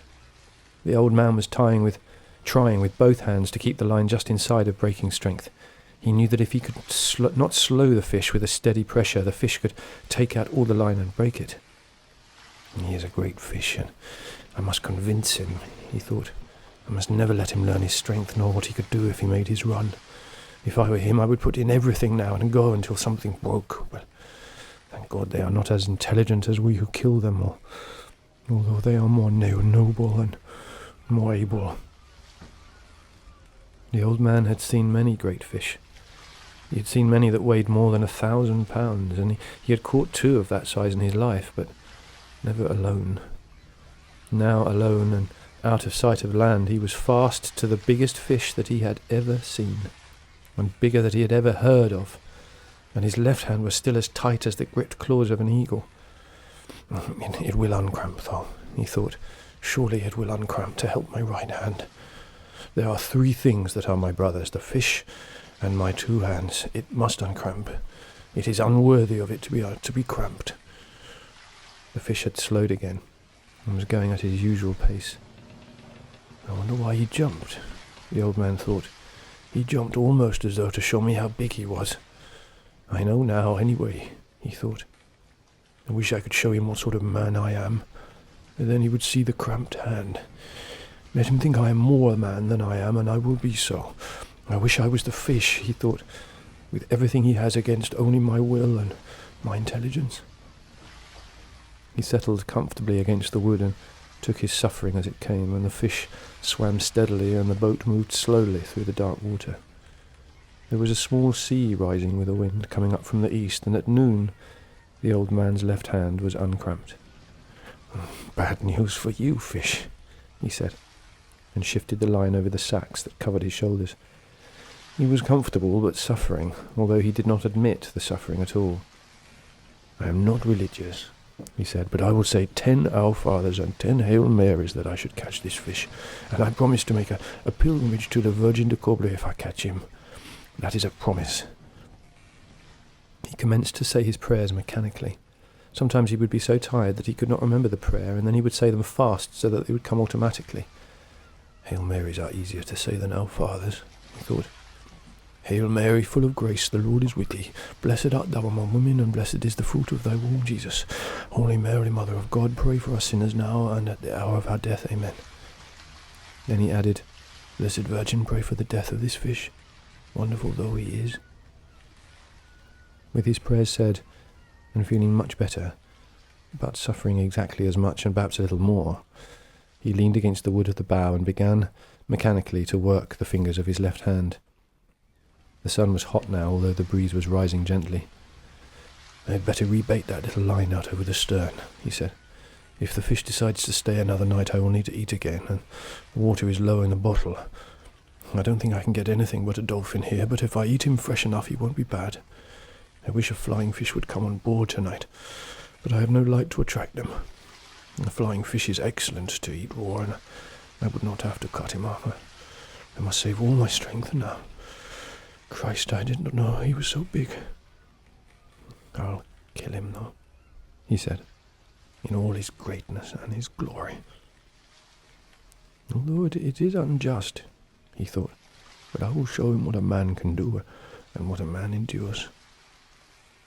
I told the boy I was a strange old man, he said. Now is when I must prove it. The 1,000 times that he had proved it meant nothing. Now he was proving it again. Each time was a new time, and he never thought about the past when he was doing it. I wish he'd sleep, and I could sleep and dream about the lions, he thought. Why are the lions the main thing that is left?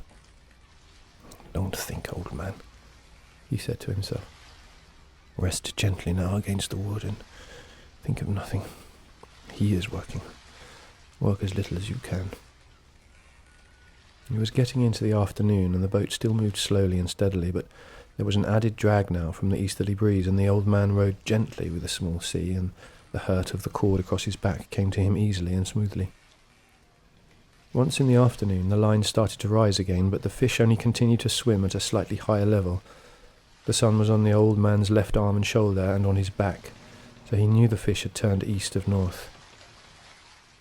Now that he had seen him once, he could picture the fish swimming in the water with his purple pectoral fins set wide as wings and the great erect tail slicing through the dark. I wonder how much he sees at that depth, the old man thought. His eye is huge, and a horse with much less eye can see in the dark. Once I could see quite well in the dark. No, not in the absolute dark, but almost as a cat sees. The sun and his steady movement of his fingers had uncramped his left hand now completely, and he began to shift more of the strain to it, and he shrugged the muscles of his back to shift the hurt of the cord a little. If you're not tired, fish, he said aloud, you must be very strange. He felt very tired now, and he knew the night would come soon, and he tried to think of other things. He thought of the big leagues. To him they were the Grand Ligas, and he knew that the Yankees of New York were playing the Tigres of Detroit. This is the second day now that I do not know the result of the Wegos, he thought. But I must have confidence, and I must be worthy of the great DiMaggio, who does all things perfectly, even with the pain of the bone spur in his heel. What is a bone spur? He asked himself. Un espueleto eso. We do not have them. Can it be painful as the spur of a fighting cock in one's heel?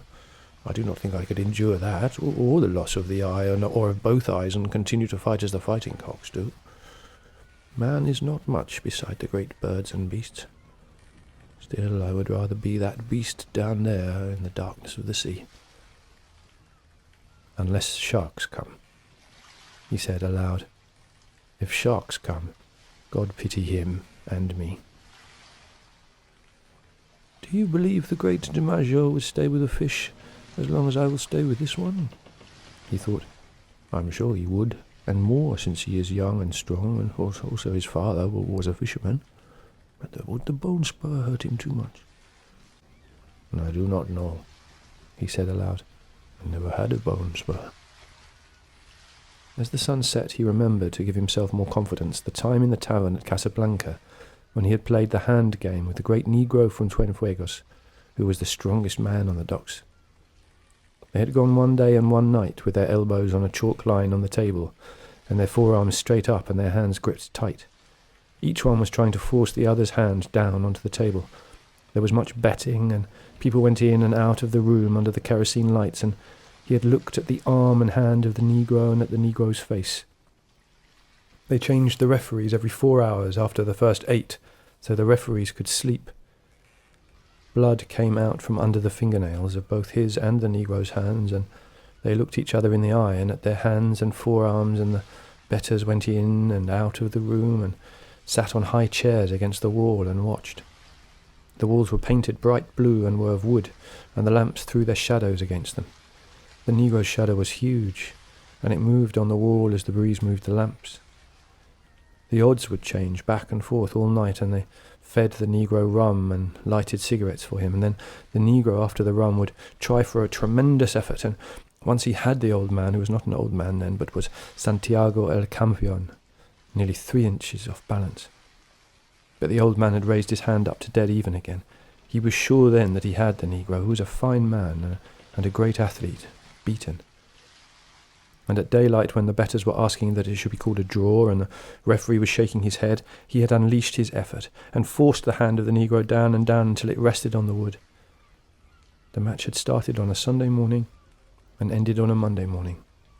Many of the betters had asked for a draw because they had to go to work on the docks loading sacks of sugar, or at the Havana Coal Company. Otherwise everyone would have wanted it to go to a finish. But he had finished it anyway, and before anyone had had to go to work. For a long time after that, everyone had called him the champion, and there had been a return match in the spring, but not much money was bet, and he had won it quite easily since he'd broken the confidence of the Negro from Cienfuegos in the first match. After that he had a few matches and then no more. He decided that he could beat anyone if he wanted to badly enough, and he decided that it was bad for his right hand for fishing. He had tried a few practice matches with his left hand, but his left hand had always been a traitor and would not do what he called on it to do, and he did not trust it. The sun will bake it out well now, he thought. It should not cramp on me again unless it gets too cold in the night. I wonder what this night will bring. An aeroplane passed overhead on its course to Miami, and he watched its shadow scaring up the schools of flying fish. There's so much flying fish, there should be a dolphin, he said, and leaned back on the line to see if it was possible to gain any on the fish. But he could not, and it stayed at the hardness and water-drop shivering that preceded breaking.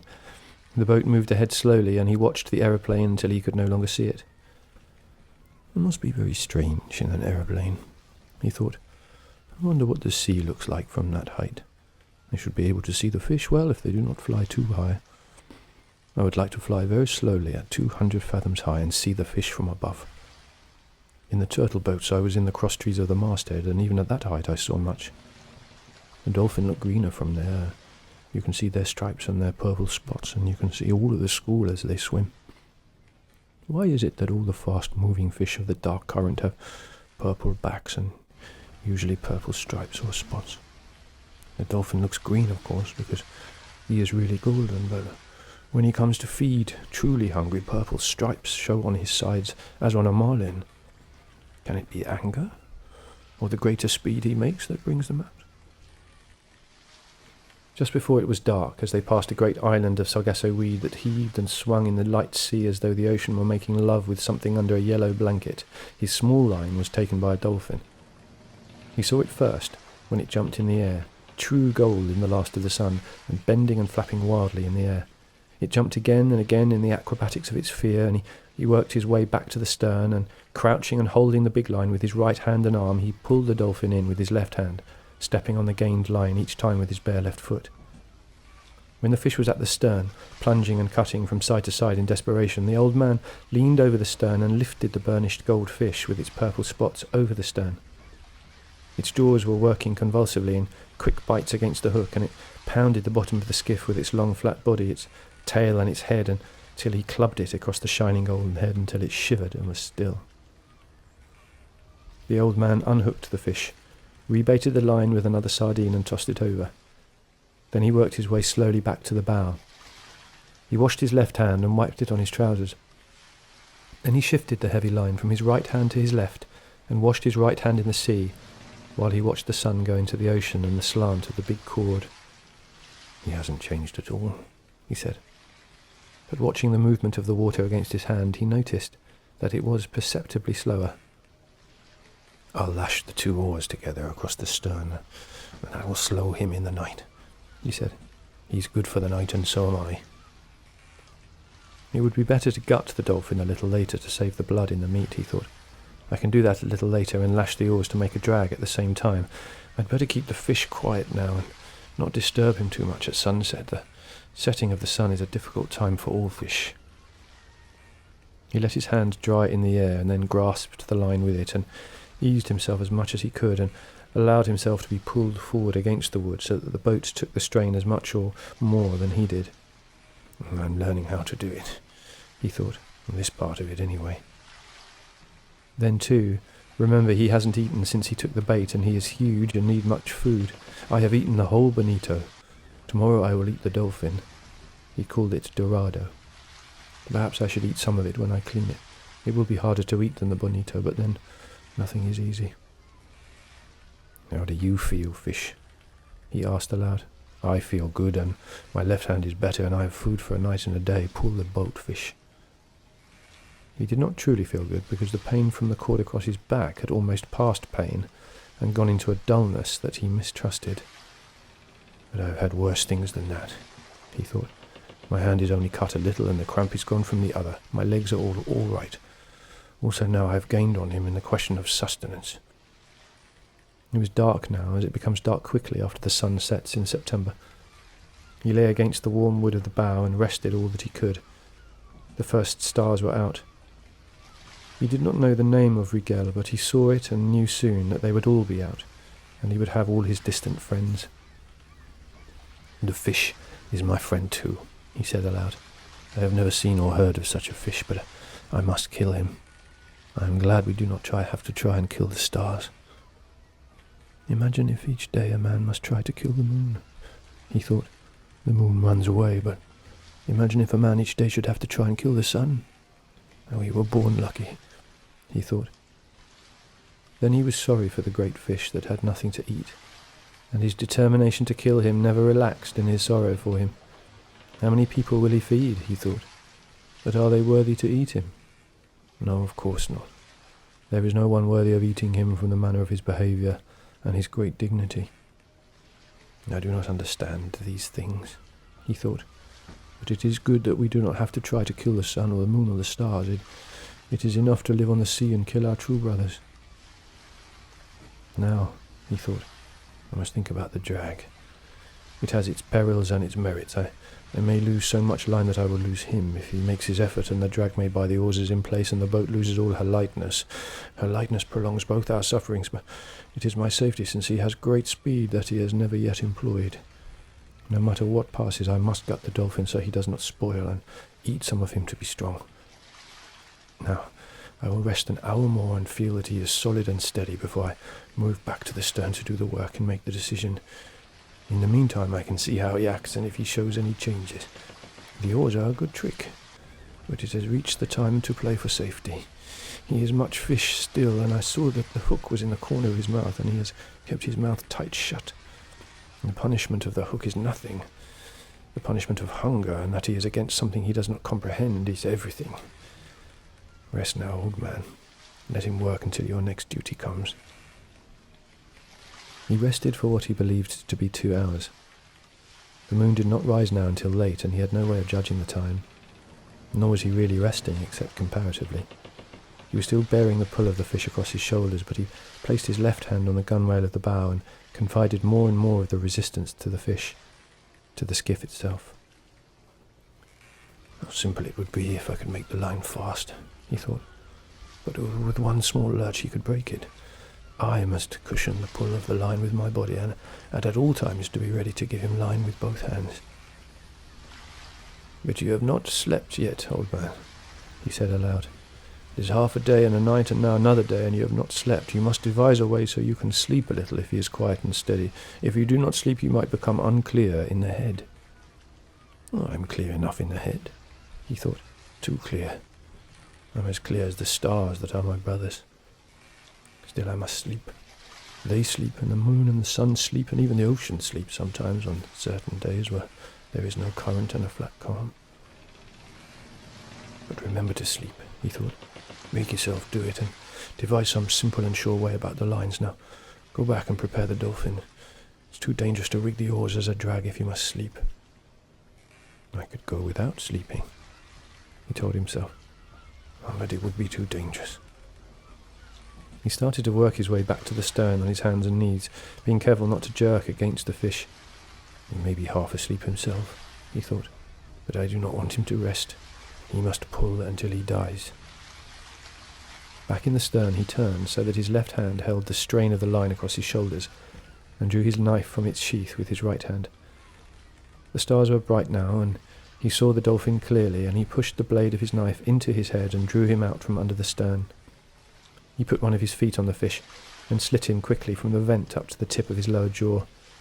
Then he put his knife down and gutted him with his right hand, scooping him clean and pulling the gills clear.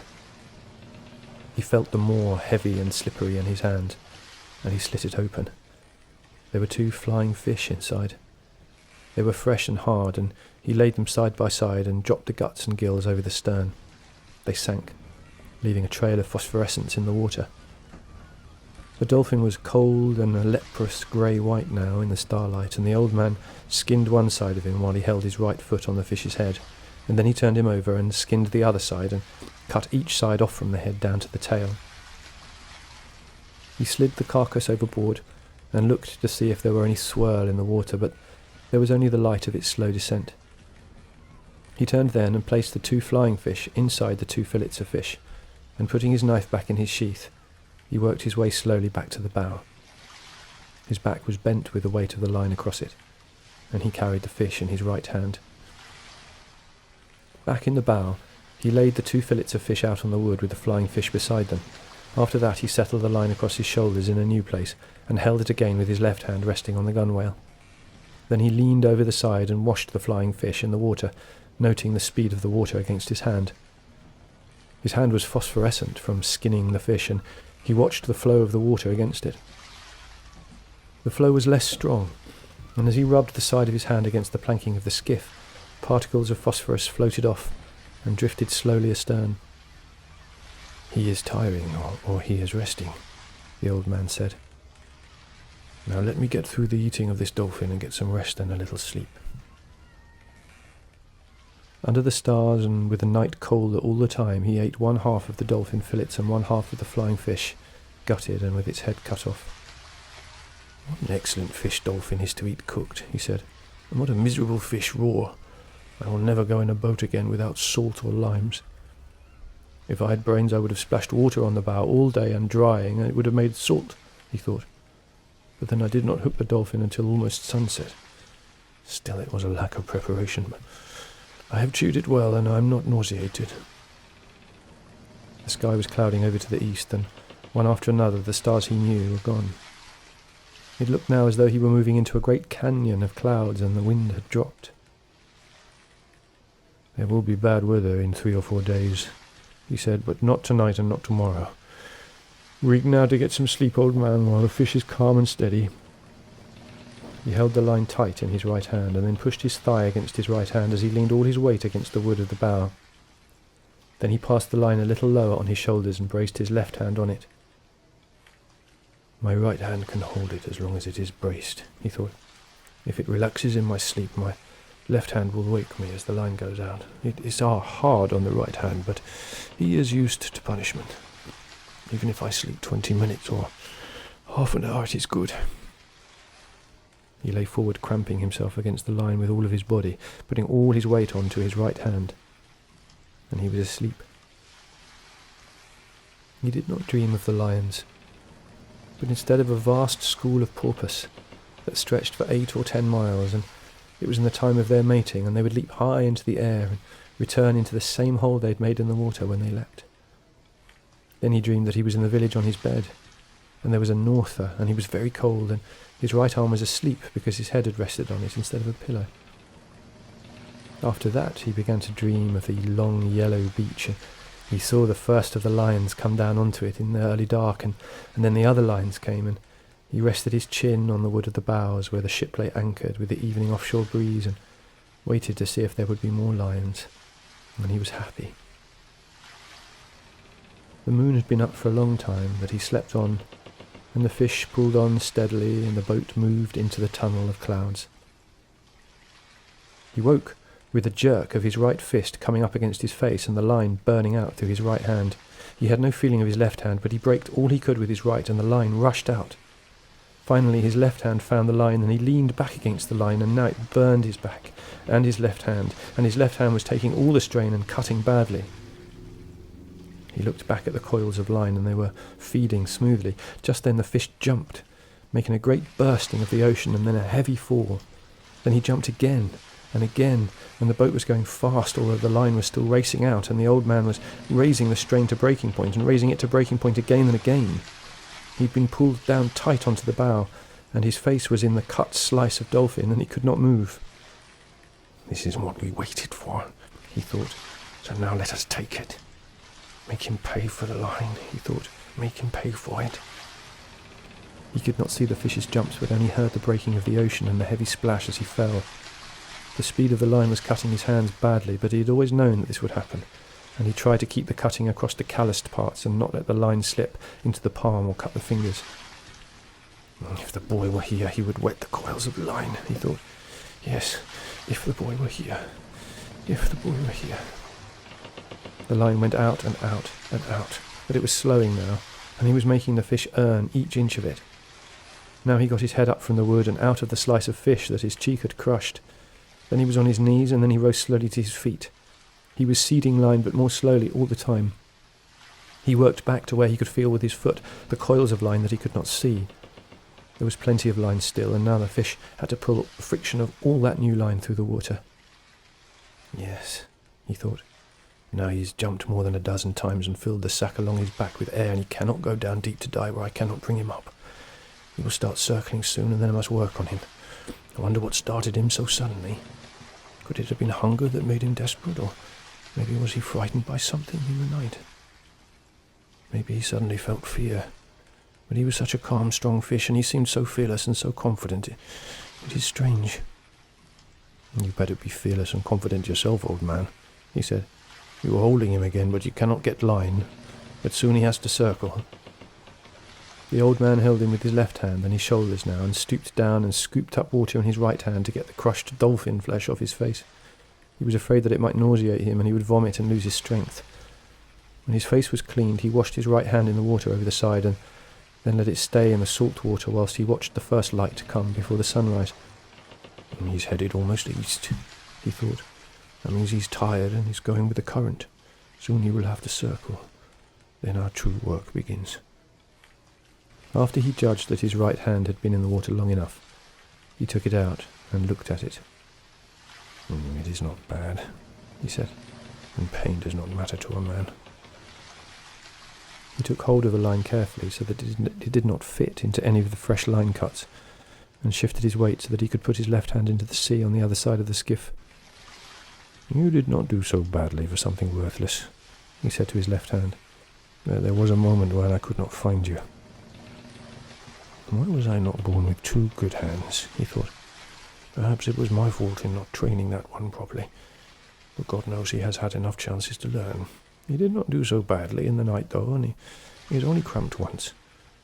If he cramps again, then let the line cut him off. When he thought that, he knew he was not being clear-headed, and he thought he should chew some more of the dolphin. But I can't, he told himself. It is better to be light-headed than to lose your strength from nausea. I know I cannot keep it if I eat it, since my face was in it. I will keep it for an emergency until it goes bad, but it's too late to try for strength now through nourishment. You're stupid, he told himself. Eat the other flying fish. It was there, cleaned and ready, and he picked it up with his left hand and ate it, chewing the bones carefully and eating all of it down to the tail. It has more nourishment than almost any fish, he thought. At least the kind of strength that I need. Now I have done what I can, he thought. Let him begin to circle and let the fight begin. The sun was rising for the third time since he had put to sea when the fish started to circle. He could not see by the slant of the line that the fish was circling. It was too early for that. He just felt a faint slackening of the pressure of the line, and he commenced to pull on it gently with his right hand. It tightened, as always, but just when he reached the point where it would break, the line began to come in. He slipped his shoulders and head from under the line and began to pull in the line steadily and gently. He used both of his hands in a swinging motion and tried to do the pulling as much as he could with his body and his legs. His old legs and shoulders pivoted with the swinging and the pulling. It is a very big circle, he said, but he is circling. Then the line would not come in anymore, and he held it until he saw the drops jumping from it in the sun. Then it started out, and the old man knelt down and let it go grudgingly back into the dark water. He is making the far part of his circle now, he said. I must hold all I can, he thought. The strain will shorten his circle each time. Perhaps in an hour I will see him. Now I must convince him, and then I must kill him. But the fish kept on circling slowly, and the old man was wet with sweat and tired deep into his bones 2 hours later. But the circles were much shorter now, and from the way the line was slanted he could tell the fish had risen steadily while he swam. For an hour the old man had been seeing black spots before his eyes, and sweat salted his eyes and salted the cut over his eye and on his forehead. He was not afraid of the black spots.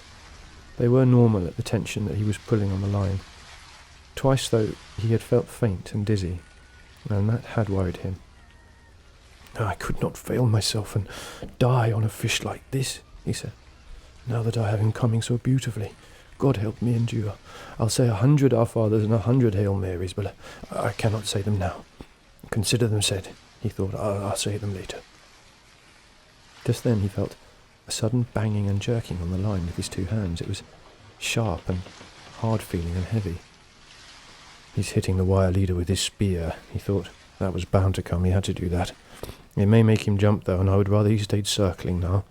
The jumps were necessary for him to take air, but after that, each one can widen the opening of the hook wound, and he can throw the hook. Don't jump, fish, he said. Don't jump. The fish hit the wire several more times, and each time he shook his head, the old man gave up a little line. I must hold his pain where it is, he thought. Mine does not matter. I can control mine, but his pain could drive him mad. After a while, the fish stopped beating at the wire and started circling slowly again. The old man was gaining line steadily now, but he felt faint again. He lifted some seawater with his left hand and put it on his head. Then he put more on and rubbed the back of his neck. I have no cramps, he said. He'll be up soon and I can last. You have to last. Don't even speak of it. He kneeled against the bow and for a moment slipped the line over his back again. I'll rest now while he goes out on the circle and then stand up and work on him when he comes in, he decided. It was a great temptation to rest in the bow and let the fish make one circle by himself without recovering any line, but when the strain showed the fish had turned to come towards the boat, the old man rose to his feet and started the pivoting and the weaving pulling that brought in all the line he gained. I'm tireder than I've ever been, he thought, and now the trade wind is rising, but That would be good to take him in with. I need that badly. I'll rest on the next turn as he goes out, he said. I feel much better. Then in 2 or 3 turns more I will have him. His straw hat was far on the back of his head, and he sank down into the bow with the pull of the line as he felt the fish turn. You work now, fish, he thought. I'll take you at the turn. The sea had risen considerably, but it was a fair weather breeze, and he had to have it to get home. I'll just steer south and west, he said. The man is never lost at sea, and it is a long island. It was on the 3rd turn that he saw the fish first. He saw him first as a dark shadow that took so long to pass under the boat that he could not believe its length. No, he said, he can't be that big. But he was that big. And at the end of this circle he came to the surface only 30 yards away, and the man saw his tail out of the water. It was higher than a big scythe blade, and a very pale lavender above the dark blue water. It raked back, and as the fish swam just below the surface, the old man could see his huge bulk and the purple stripes that branded him. His dorsal fin was down, and his huge pectorals were spread wide. On this circle the old man could see the fish's eye, and the 2 grey sucking fish that swam around him. Sometimes they attached themselves to him, sometimes they darted off, sometimes they would swim easily in his shadow. They were each over 3 feet long, and when they swam fast they lashed their whole bodies like eels. The old man was sweating now, but from something else besides the sun. On each calm, placid turn the fish made, he was gaining line, and he was sure that in 2 turns more he would have a chance to get the harpoon in. But I must get him close, close, he thought. I mustn't try for the head, I must get the heart. Be calm and strong, old man, he said. On the next circle the fish's back was out, but he was a little too far from the boat. On the next circle he was still too far away, but he was higher out of the water, and the old man was sure that by gaining some more line he could have him alongside. He had rigged his harpoon long before, and its coil of light rope was in a round basket, and the end was made fast to the bit in the bow. The fish was coming in on his circle now, calm and beautiful looking, and only his great tail moving. The old man pulled on him all that he could to bring him closer. For just a moment the fish turned a little on his side. Then he straightened himself and began another circle. I moved him, the old man said. I moved him then. He felt faint again now, but he held on the great fish all the strain that he could. I moved him, he thought. Maybe this time I can get him over. Pull hands, he thought. Hold up legs. Last for me, head, last for me. You never went. This time I'll pull him over. But when he put all of his effort on, starting it well out before the fish came alongside and pulling with all his strength, the fish pulled part away, over, and then righted himself and swam away. Fish, the old man said, fish, you are going to have to die anyway. Do you have to kill me too? That way nothing is accomplished, he thought. His mouth was too dry to speak, but he could not reach for the water now. I must get him alongside this time, he thought. I'm not good for many more turns. Yes, you are, he told himself. You're good forever. On the next turn he nearly had him, but again the fish righted himself and swam slowly away. You are killing me, fish, the old man thought, but you have a right to. Never have I seen a greater or more beautiful or a calmer or more noble thing than you, brother. Come on and kill me. I do not care who kills who. Now you're getting confused in the head, he thought. You must keep your head clear and know how to suffer like a man, or a fish, he thought. Clear up, head, he said in a voice he could hardly hear. Clear up. Twice more it was the same on the turns. I do not know, the old man thought. He had been on the point of feeling himself go each time. I do not know, but I will try it once more. He tried it once more, and he felt himself going when he turned to the fish. The fish righted himself and swam off again slowly with the great tail weaving in the air. Now I'll try it again, the old man promised, though his hands were mushy now, and he could only see well in flashes. He tried it again, and it was the same. So, he thought, and he felt himself going before he started. I will try it once more. He took all his pain and what was left of his strength and his long-gone pride, and he put it against the fish's agony, and the fish came over onto his side and swam gently on his side, his bill almost touching the planking of the skiff, and started to pass the boat, long, deep, wide, silver and barred with purple, and interminable in the water. The old man dropped the line and put his foot on it, and lifted the harpoon as high as he could, and drove it down with all his strength and more strength he had just summoned into the fish's side just behind the great chest fin that rose high into the air to the altitude of the man's chest. He felt the iron go in, and he leaned on it and drove it further, and then pushed all his weight after it. Then the fish came alive, with his death in him, and rose high out of the water, showing all his great length and width and all his power and his beauty. He seemed to hang in the air above the old man in the skiff, and then he fell into the water with a crash that sent spray over the old man and over all of the skiff. The old man felt faint and sick, and he could not see well. But he cleared the harpoon line and let it run slowly through his raw hands, and when he could see, he saw the fish was on his back with his silver belly up. The shaft of the harpoon was projecting at an angle from the fish's shoulder, and the sea was discolouring with the red of the blood from his heart. First it was dark as a shoal in the blue water that was more than a mile deep, then it spread like a cloud. The fish was silvery and still, and floated with the waves. The old man looked carefully in the glimpse of vision that he had. Then he took 2 turns of the harpoon line about the bit in the bow and laid his head on his hands. "Keep my head clear," he said against the wood of the bow. "I'm a tired old man, but I have killed this fish which is my brother, and now I must do the slave work. Now I must prepare the nooses and the rope to lash him alongside," he thought. "Even if we were 2 and swamped her to load him and bail her out, this skiff would never hold him. I must prepare everything, then bring him in and lash him well, and step the mast and set sail for home." He started to pull the fish in to have him alongside, that he could pass a line through his gills and out his mouth and make his head fast alongside the bow. "I want to see him," he thought, "and to touch and to feel him. He is my fortune," he thought, "but that is not why I wish to feel him. I think I felt his heart," he thought, "when I pushed on the harpoon shaft the second time. Bring him in now and make him fast, and get the noose around his tail and another around his middle to bind him to the skiff. Get to work, old man," he said. He took a very small drink of the water. "There is very much slave work to be done now that the fight is over." He looked up at the sky and then out to his fish. He looked at the sun carefully. "It is not much more than noon," he thought, "and the trade wind is rising. The lines will mean nothing now. The boy and I will splice them when we are home. Come on, fish," he said. But the fish did not come. Instead he lay there wallowing now in the seas, and the old man pulled the skiff up onto him.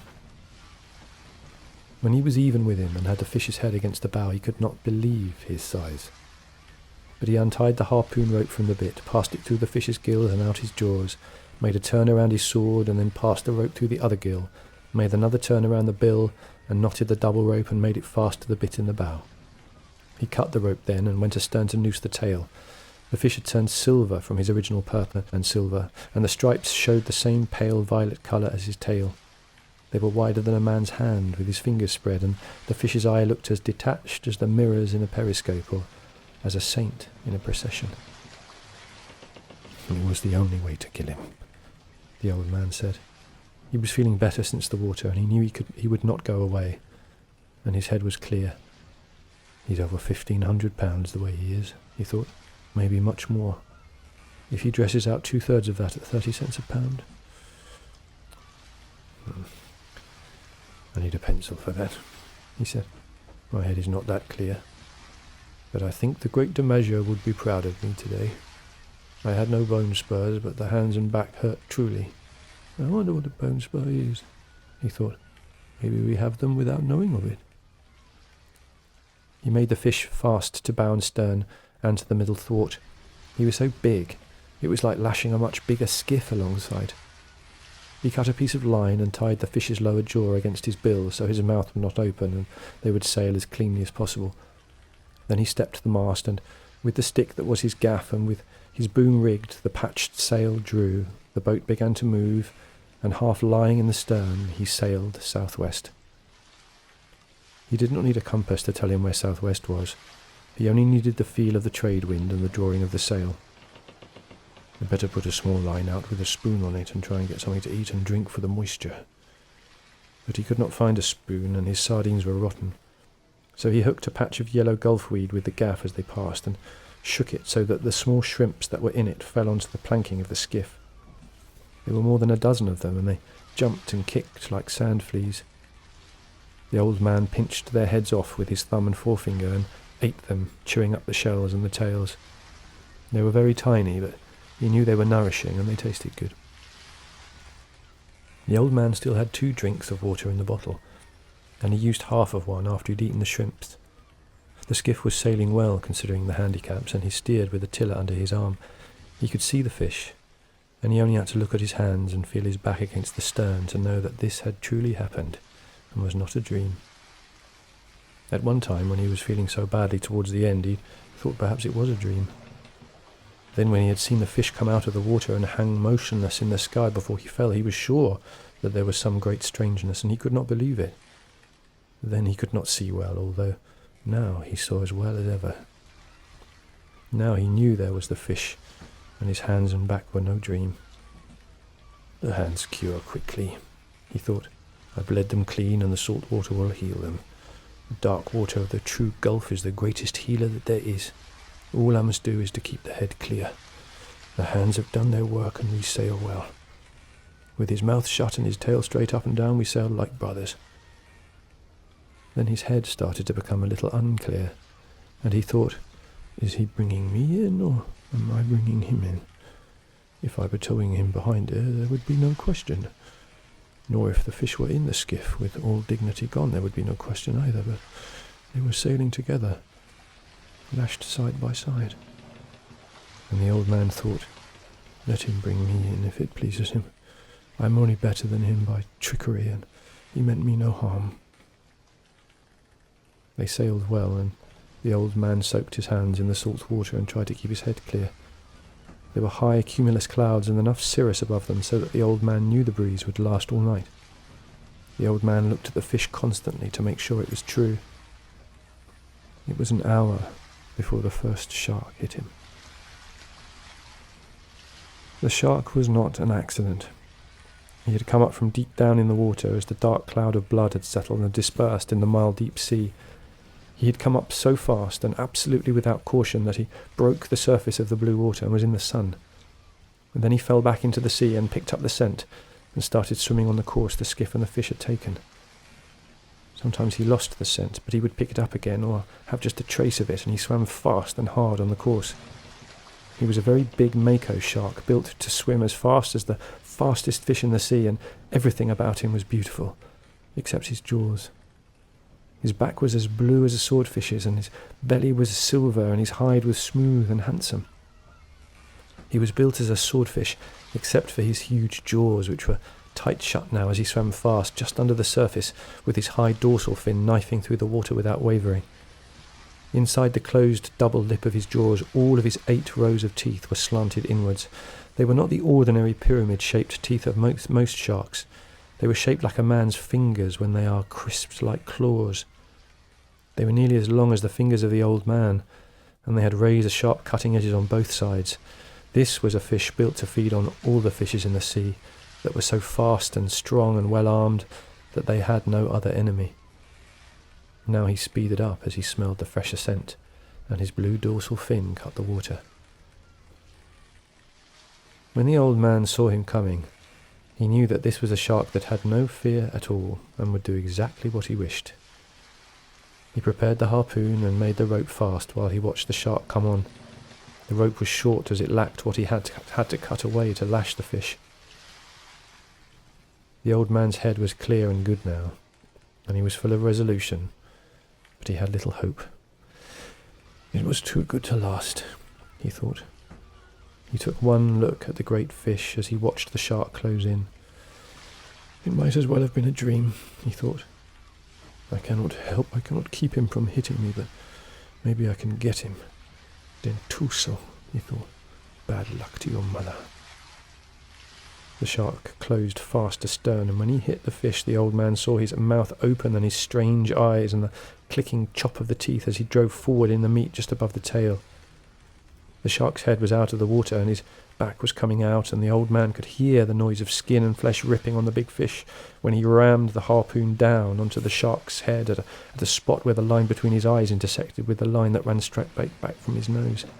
There were no such lines. There was only the heavy sharp blue head and the big eyes and the clicking, thrusting, all-swallowing jaws, but that was the location of the brain, and the old man hit it.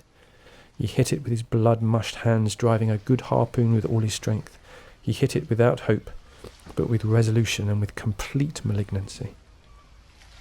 The shark swung over, and the old man saw his eye was not alive. And then he swung over once again, wrapping himself in 2 loops of the rope. The old man knew that he was dead, but the shark would not accept it. Then on his back, with his tail lashing and his jaws clicking, the shark ploughed over the water as a speedboat does. The water was white where his tail beat it, and 3/4 of his body was clear above the water when the rope came taut, shivered, and then snapped. The shark lay quietly for a little while on the surface, and the old man watched him. Then he went down very slowly. "He took about 40 pounds, the old man said aloud. "He took my harpoon too, and all the rope," he thought. "And now my fish bleeds again, and there will be others." He did not like to look at the fish any more since he'd been mutilated. When the fish had been hit, it was as though he himself were hit. "But I killed the shark that hit my fish," he thought, "and he was the biggest dentuso that I have ever seen, and God knows I have seen big ones. It was too good to last," he thought. "I wish it had been a dream now, and that I had never hooked the fish and was alone in bed on the newspapers." "But man is not made for defeat," he said. "A man can be destroyed, but not defeated. I am sorry that I killed the fish, though," he thought. "Now the bad time is coming, and I do not even have the harpoon. The dentuso is cruel and able and strong and intelligent, but I was more intelligent than he was. Perhaps not," he thought. "Perhaps I was only better armed. Don't think, old man," he said aloud. "Sail on this course and take it when it comes." "But I must think," he thought, "because it is all I have left. That and baseball. I wonder how the great DiMaggio would have liked the way I hit him in the brain. It was no great thing," he thought. "Any man could do it. Or do you think my hands were as great a handicap as the bone spurs? I cannot know. I never had anything wrong with my heel except the time the stingray stung it when I stepped on him when swimming and paralysed the lower leg and made the unbearable pain. Think about something cheerful, old man," he said. "Every minute now you are closer to home. You sail lighter for the loss of 40 pounds. He knew quite well the pattern of what could happen when he reached the inner part of the current, but there was nothing to be done now. "Yes, there is," he said aloud. "I can lash my knife to the butt of one of the oars." So he did that with the tiller under his arm and the sheet of the sail under his foot. "No," he said.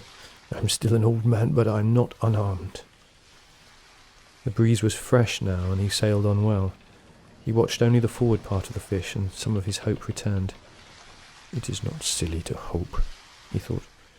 "Besides, I believe it is a sin. Do not think about sin," he thought. "There are enough problems now without sin, and so I have no understanding of it. I'm not sure that I believe in it. Perhaps it was a sin to kill the fish. I suppose it was, even though I did it to keep me alive and feed many people, but then everything is a sin. Do not think about sin. It's much too late for that, and there are people who are paid to do it. Let them think about it. You were born to be a fisherman, as the fish was born to be a fish. San Pedro was a fisherman, as was the father of the great DiMaggio." But he liked to think about all things that he was involved in, and since there was nothing to read and he did not have a radio, he thought much, and he kept on thinking about sin. "You did not kill the fish only to keep alive and to sell for food," he thought. "You killed him for pride, and because you are a fisherman. You loved him when he was alive, and you loved him after. If you love him, is it not a sin to kill him, or is it much more?" "You think too much, old man," he said aloud. "But you enjoyed killing the dentuso," he thought. "He lives on the live fish as you do. He's not a scavenger, nor just a moving appetite, as some sharks are. He is beautiful and noble, and knows no fear of anything. I killed him in self-defense, the old man said aloud, and I killed him well. Besides, he thought, everything kills everything else in some way. Fishing kills me exactly as it keeps me alive. The boy keeps me alive, he thought. I must not deceive myself too much. He leaned over the side and pulled loose a piece of the meat of the fish where the shark had cut him. He chewed it and noted its quality and its good taste. It was firm and juicy like meat, but it was not red. There was no stringiness in it, and he knew that it would bring the highest price in the market, but there was no way to keep its scent out of the water. And the old man knew that a very bad time was coming. The breeze was steady. It had backed a little further into the northeast, and he knew that it meant that it would not fall off. The old man looked ahead of him, but he could see no sails, nor could he see the hull nor the smoke of any ship. There were only the flying fish that went up from his bow, sailing away to either side, and the yellow patches of gulfweed. He could not even see a bird. He had sailed for 2 hours, resting in the stern, sometimes chewing a bit of the meat from the marlin, trying to rest and be strong, when he saw the first of the 2 sharks. "Aye," he said aloud. There's no translation for this word. And perhaps it's just a noise such as a man might make involuntarily, feeling the nail go through his hands and into the wood.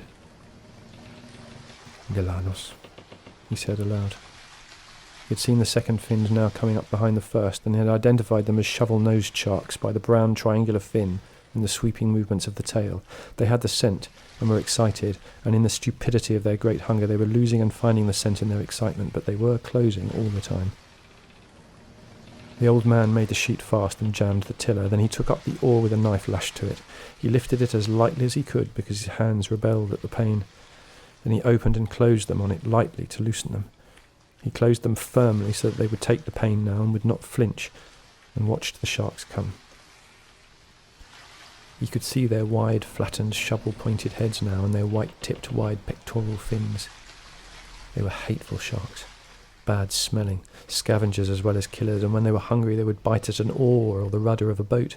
It was these sharks that would cut the turtles' legs and flippers off when the turtles were asleep on the surface, and they would hit a man in the water if they were hungry, even if the man had no smell of fish blood or fish slime on him. "Aye," the old man said. "Galanos. Come on, Galanos." They came. But they did not come as the Maker had come. One turned and went out of sight under the skiff, and the old man could feel the skiff shake as he jerked and pulled on the fish. The other watched the old man with his slitted yellow eyes, and then came in fast with his half-circle of jaws wide to hit the fish where he had already been bitten. The line showed clearly on the top of his brown head and back where the brain joined the spinal cord, and the old man drove the knife on the oar into the juncture, withdrew it, and drove it in again into the shark's cat-like yellow eyes. The shark let go of the fish and slid down, swallowing what he had taken as he died. The skiff was still shaking with the destruction the other shark was doing to the fish, and the old man let go the sheet so that the skiff would swing broadside and bring the shark out from under. When he saw the shark, he leaned over the side and punched at him.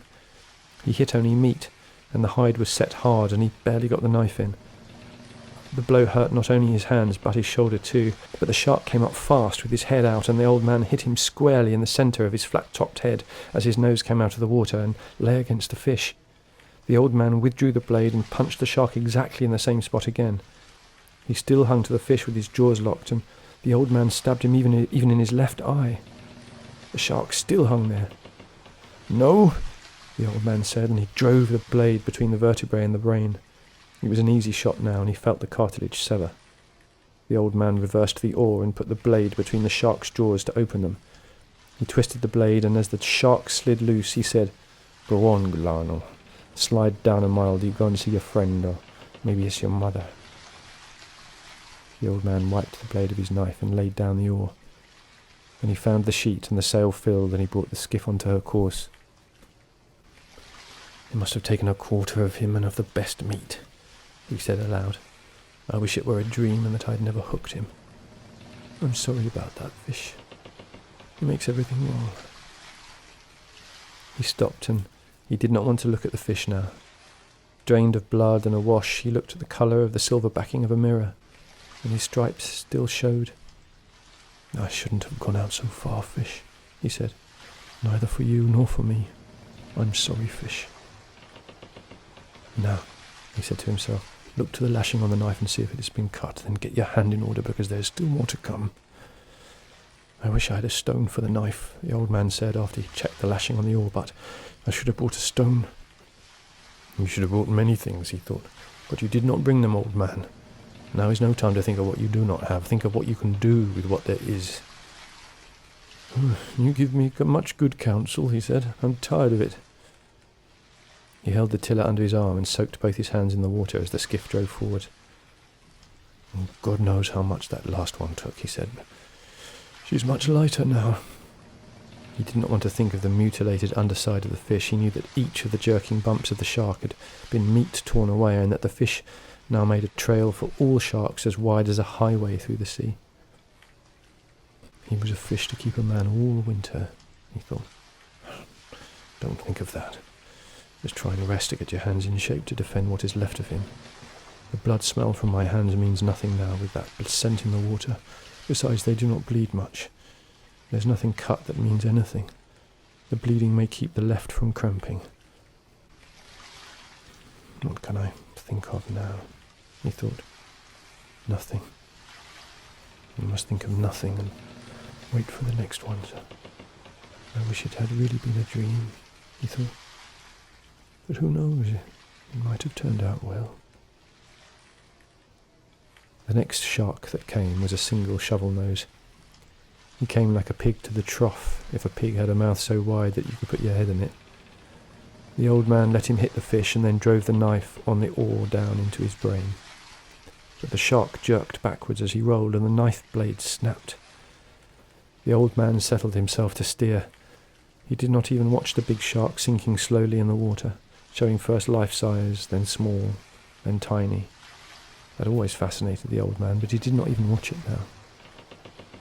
"I have the gaff now," he said. "But it will do no good. I have the 2 oars and the tiller and the short club. Now they have beaten me," he thought. "I am too old to club sharks to death. But I will try it as long as I have the oars and the short club and the tiller." He put his hands in the water again to soak them. It was getting late in the afternoon, and he saw nothing but the sea and the sky. There was more wind in the sky than there had been, and soon he hoped that he would see land. "You're tired, old man," he said. "You're tired inside." The sharks did not hit him again until just before sunset. The old man saw the brown fins coming along the wide trail the fish must make in the water. They were not even quartering on the scent. They were headed straight for the skiff, swimming side by side. He jammed the tiller, made the sheet fast, and reached under the stern for the club. It was an oar handle from a broken oar, sawed off to about 2.5 feet in length.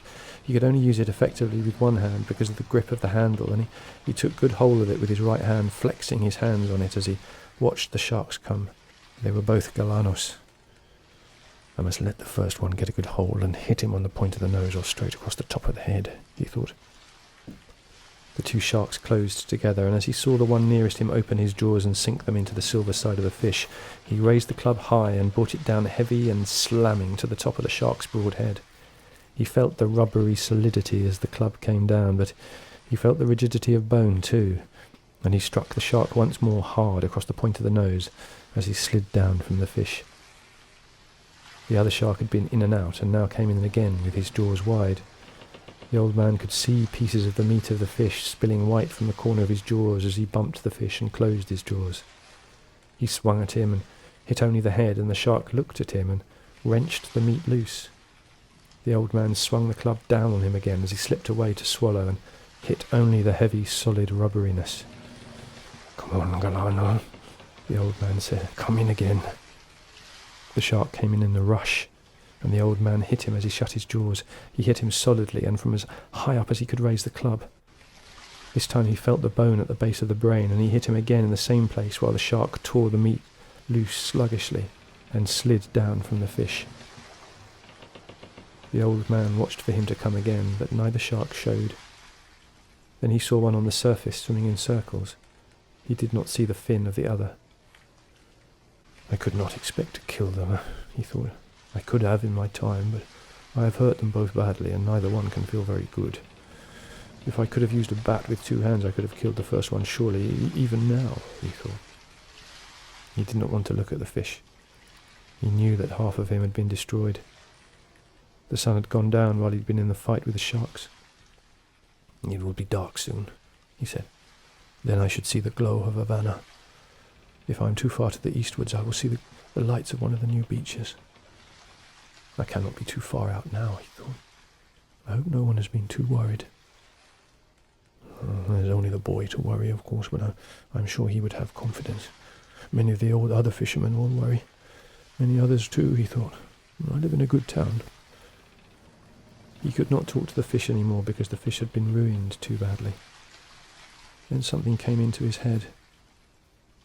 Half fish, he said. Fish that you were. I'm sorry that I went out too far. I ruined us both. We have killed many sharks, you and I, and ruined many others. How many did you ever kill, old fish? You do not have that spear on your head for nothing. He liked to think of the fish and what he could do to a shark if he were swimming free.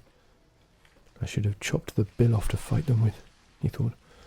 But there was no hatchet, and then there was no knife. But if I had, I could have lashed it to an oar butt. What a weapon! Then we might have fought them together. What will you do now if they come in the night? What can you do?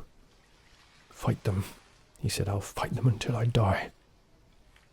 But in the dark now, and no glow showing, and no lights, and only the wind and the steady pull of the sail, he felt that perhaps he was already dead.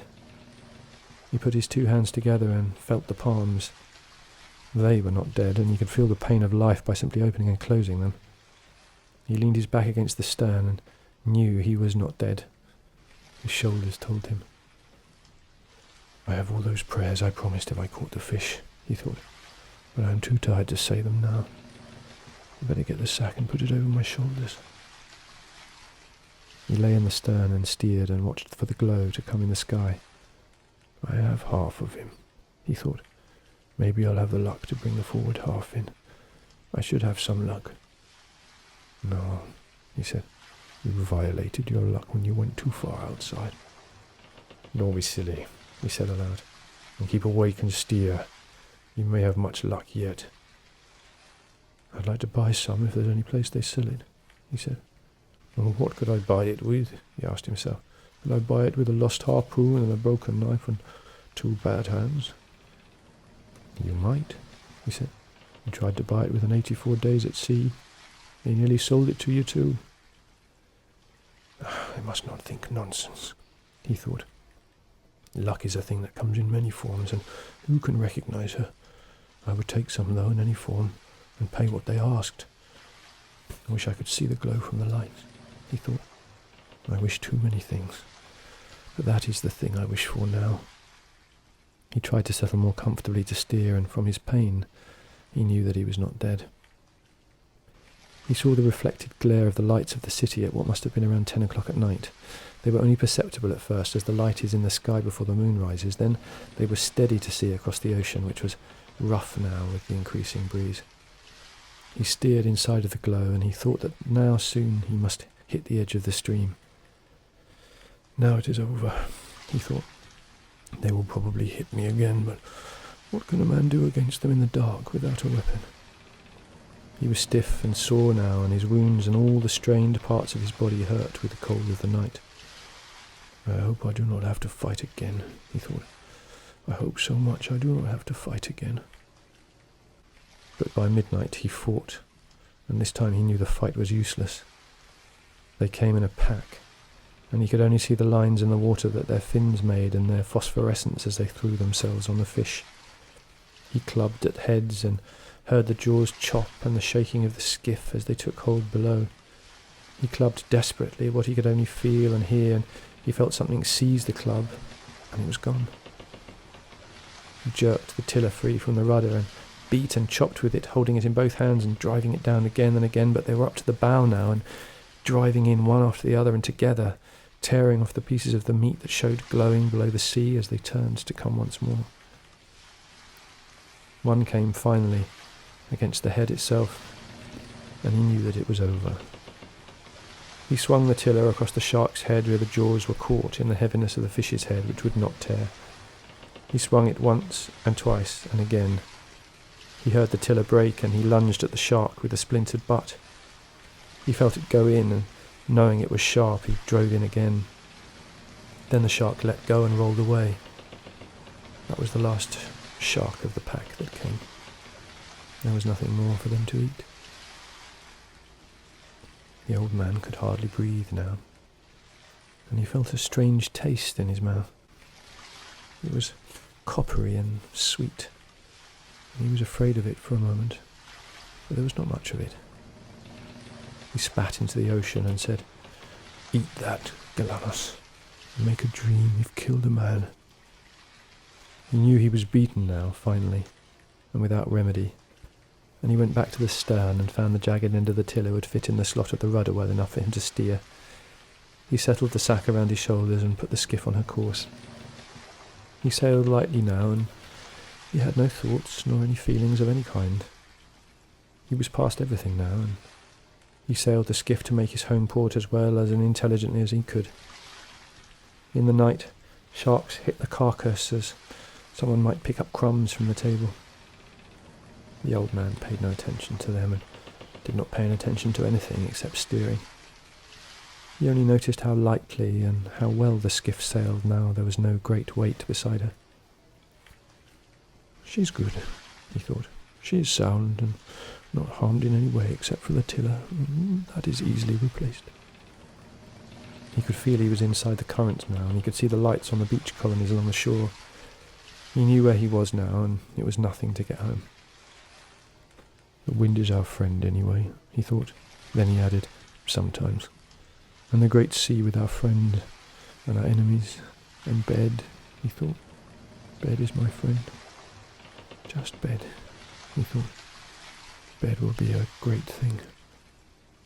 It's easy when you're beaten," he thought. "I never knew how easy it was. And what beat you?" he thought.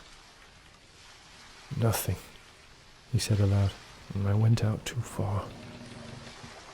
When he sailed into the little harbour, the lights of the terrace were out, and he knew everyone was in bed. The breeze had risen steadily and was blowing strongly now. It was quiet in the harbour, though, and he sailed up onto the little patch of shingle below the rocks. There was no one to help him, so he pulled the boat up as far as he could. Then he stepped out and made her fast to a rock. He unstepped the mast and furled the sail and tied it. Then he shouldered the mast and started to climb. It was then he knew the depth of his tiredness. He stopped for a moment and looked back, and saw in the reflection from the street light the great tail of the fish standing up well behind the skiff's stern. He saw the white naked line of his backbone and the dark mass of the head with the projecting bill and all the nakedness between. He started to climb again, and at the top he fell and lay for some time with the mast across his shoulder. He tried to get up, but it was too difficult, and he sat there with the mast on his shoulder and looked at the road. A cat passed on the far side going about his business, and the old man watched it. Then he just watched the road. Finally he put the mast down and stood up. He picked the mast up and put it on his shoulder and started up the road. He had to sit down 5 times before he reached his shack. Inside the shack he leaned the mast against the wall. In the dark he found a water bottle and took a drink. Then he lay down on the bed.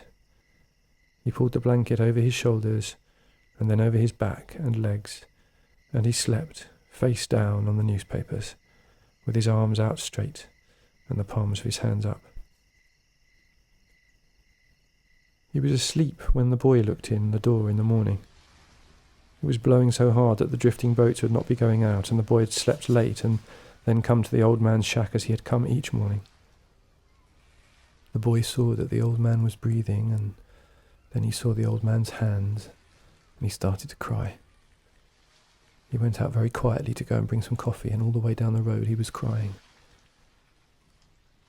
Many fishermen were around the skiff, looking at what was lashed beside it, and one was in the water, his trousers rolled up, measuring the skeleton with a length of line. The boy did not go down. He had been there before, and one of the fishermen was looking after the skiff for him. "How is he?" one of the fishermen shouted. "Sleeping," the boy called. He did not care that they saw him crying. "Let no one disturb him."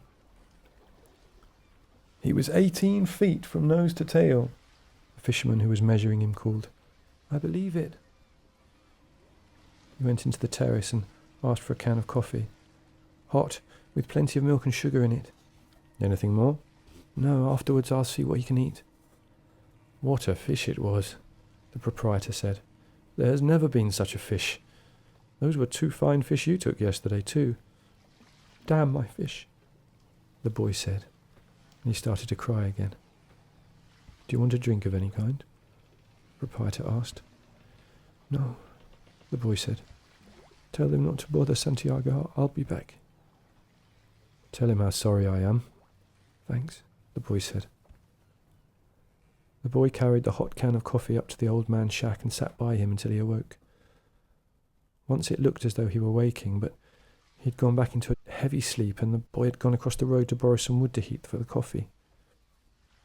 Finally the old man woke. "Don't sit up," the boy said. "Drink this." He poured some of the coffee in a glass. The old man took it and drank it. "They beat me, Madeline," he said. "They truly beat me." "He didn't beat you, not the fish." No, truly. It was afterwards. Pedrico's looking after the skiff and the gear. What do you want done with the head?" "Let Pedrico chop it up to use in fish traps." "And the spear?" "You keep it if you want it." "I want it," the boy said. "Now we must make our plans about the other things." "Did they search for me?" "Of course, with Coast Guard and with planes." "The ocean's very big and a skiff is small and hard to see," the old man said. He noticed how pleasant it was to have someone to talk to instead of speaking only to himself and to the sea. "I missed you," he said. "What did you catch?" "1 the first day, 1 the second, and 2 the third." "Very good." "Now we shall fish together again." "No, I am not lucky. I am not lucky any more." "The hell with luck," the boy said. "I'll bring the luck with me." "What will your family say?" "I do not care. I caught 2 yesterday, but we will fish together now, for I still have much to learn." "We must get a good killing lance and always have it on board. You can make the blade from a spring leaf from an old Ford. We can grind it in a guanabacoa. It should be sharp and not tempered so it will break. My knife broke." "I'll get another knife and have the spring ground. How many days of heavy brisa have we?" "Maybe 3, maybe more." "I'll have everything in order," the boy said. "You get your hands well, old man." "I know how to care for them. In the night I spat something strange and felt something in my chest was broken." "Get that well too," the boy said. "Lie down, old man. I'll bring you a clean shirt and something to eat." "Bring any of the papers of the time that I was gone," the old man said.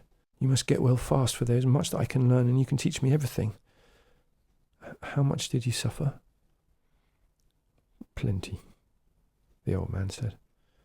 "I'll bring the food and the papers," the boy said. "Rest well, old man. I'll bring stuff from the drugstore for your hands." "Don't forget to tell Pedrico the head is his." "No, I'll remember." As the boy went out the door and down the worn coral rock road, he was crying again. That afternoon there was a party of tourists at the terrace, and looking down in the water among the empty beer cans and dead barracudas, a woman saw a great long white spine with a huge tail at the end that lifted and swung with the tide while the east wind blew a heavy steady sea outside the entrance of the harbour. "What's that?" she asked a waiter, and pointed to the long backbone of the great fish that was now just garbage waiting to go out with the tide. "Tiburon," the waiter said. "Is shark." He was meaning to explain what had happened. I didn't know sharks had such handsome, beautifully formed tails. I didn't either, her male companion said. Up the road, in his shack, the old man was sleeping again. He was still sleeping on his face, and the boy was sitting by him watching him. The old man was dreaming about the lions.